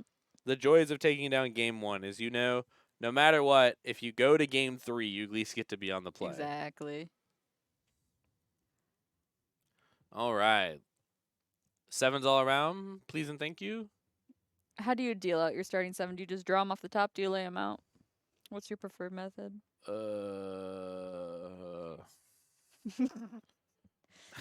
For those of you at home, Dom is miming his actions. I don't know. You know how you play games for way too long, you don't even know the dexterity that you're doing anymore? I was talking with one of my card sorters this morning. Sometimes when they're like pulling orders for people, they will accidentally start flicking the cards while pulling orders. Oh, and I was like, I'm so bad, I flick cards while playing Uno. Like, I'll be with like my grandparents and like family members. They'll be taking their turns. I'll be like, and they're like, what are you doing? I'm just like, sorry, that's how I think. Flick, flick, flick, flick, flick, flick. Draw 4, and I'm just like, do we like spray out the 4 and then flick them all into your hand? I'm like, oh no. Oh man. Yeah, or what was it? I was talking to Dakota about like, you know how when you like place a card down and you kind of like The snap. you snap it down. Yeah. Well, I know Like non-card gamers don't do that. Some players snap too hard and have like the top left corner and all their cards bent. Mm-hmm. I a few players come to mind there for sure. If you can hear them snapping a card down from across the room, you know you're in trouble. All right, no turn 1 play from Danny and the Grim Lavamancer. We were talking about it earlier. We'll come down to Alex's turn 1 play. Man, this card is not good anymore. No, it's This is old school, right? And it's being met with a fatal push. Kablooski. see ya. Oh, just Alex got the old version there. He's got the Torment version, not the Double Masters one we just saw. yeah. Shout out to the OG, where it maybe took me until right now to realize there's a guy in the art. Yeah. It's funny how that kind of happens. You stare at magic arts so much, and you perceive them as being one way, and they're actually another. It's like the Ponder. Do you know in the Ponder art there's a man? It's what I had it in my house, dude. I was staring at it for years. I never This noticed. secret Ponder in the background. Just just a man staring at you as Yogg Ooh. hits us with a chalice for 1 Ooh. against, I believe, Alex's handful of literal lightning bolts. Yep. I think I see 3. Yeah, Is that correct? there's a pile of like some OG bolts in hand. He's got 2 wear tears. We definitely no didn't bring those in. smashes here. All right, Yeah, so and there's just the wares we're looking for to get out of this scenario. and that's only if we brought them in, which I truly don't suspect we did. No. Nah, because there's no good targets really out of the Yogg deck unless you're that worried of the Cauldron, and you're the burn deck. Yeah. Okay. We'll see So- how Alex manages to get around this. Starts with this flame rift. Sure. Yeah. 4 to you, 4 to me. Take it to an even 13 all. Yep. It's not game quite yet. We've seen it before where a burn player manages to get Oh yeah, there's get tons of through a 2s and chalice 3s. on one. It's definitely difficult though. He's got to draw well here. And the play my land, pass it back, is either a really good sign or a really bad sign. It's hard to know with everything being instant speed. Fetch on the stack. Fetch, Shock fetch, as well. fetch on the stack. Ooh, get a little gutsy. There she Oh, 'cause is. we need the black source. We could get a swamp, but it's okay. Be a little gutsy, be a little risky. You have I mean, Chalice the Void on 1 and this shield. yeah, we're Grid. slamming a shoulder. It seems great. This is 4 dogs in chat. She of the old Druid. That is super funny to me. I love this art of Shieldred specifically because it looks like she's doing the like, well, I know she's being like big and powerful of like an army of Phyrexians, Mhm. but from afar it does look like, well, What you gonna do now? yeah, right. Just like, Come at me, bro. uh, I'm ripped. this is quite the 1-2 of this Chalice and this Shieldred. Yeah, I'm getting whiplash between game 2 and game 3 here. Yeah, this is different. Oh, we Oh have my a skull God. crack, Ooh, and a 3 Swifty. bolts.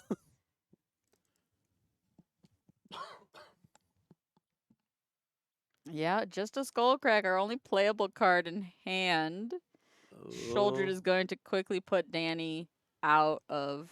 Yep. Oh, but the yep. skull crack. Yep, can't gain. Good of time to course. respond. Like Nice. we are not in the clear. Like it's not going to take long for this to just scrape together for burn.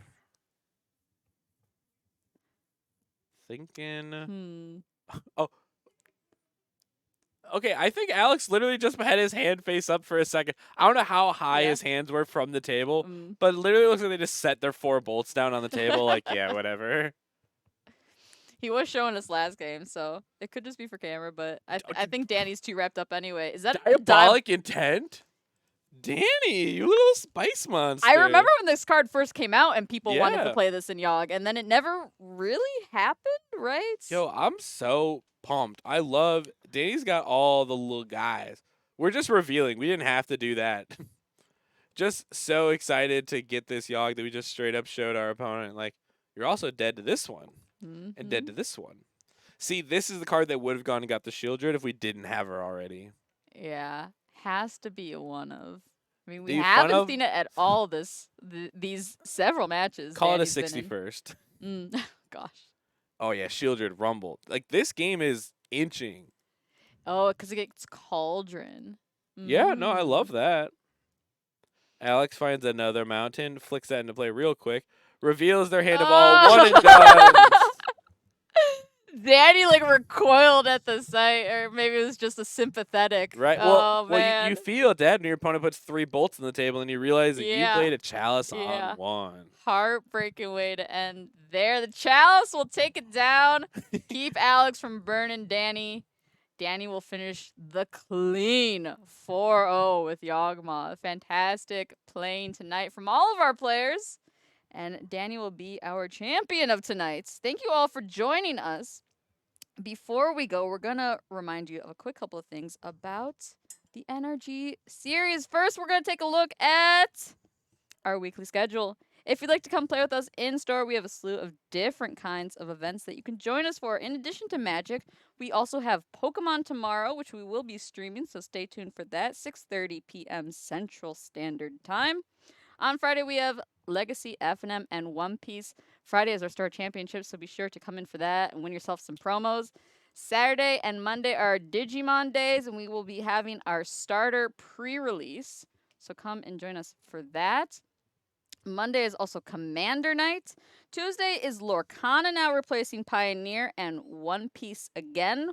One Piece, we got League on Tuesday, so come and join us. And then Wednesday wraps us back up with Modern. So come and join us for all of those fantastic in-store events if you're looking to play some high competitive, high-tier Magic. Join us in Indianapolis, October 14th and 15th. We got double 10K weekend, so we're looking to give away a lot of prize money. We also have a bunch of side events for you to join us in. We got oversized cards, uncut sheets, tons of sealed product for you to win there. We also have official Magic artist Jeff Lobenstein and RK Post in attendance, so come there. I'm going to be cracking open a Morphling artist proof and having him draw on the back of it. Woohoo! So we'll see it there. Cracking open a slabbed Morphling artist proof. So come check that out. If you can't make it to Indianapolis, join us for our very last event of the year, Thanksgiving weekend in Madison.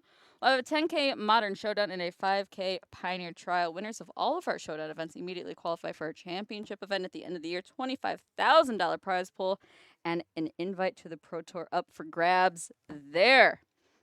If you're looking for a teammate for our team trial in Indianapolis, head on over to our Discord and connect with players there.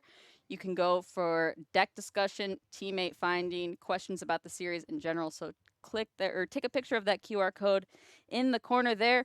If you need some cards for our event next weekend or in general, head on over to nerdragegaming.com. We have thousands of singles for you to peruse and buy. Select for in-store pickup or ship countrywide, or select for event pickup.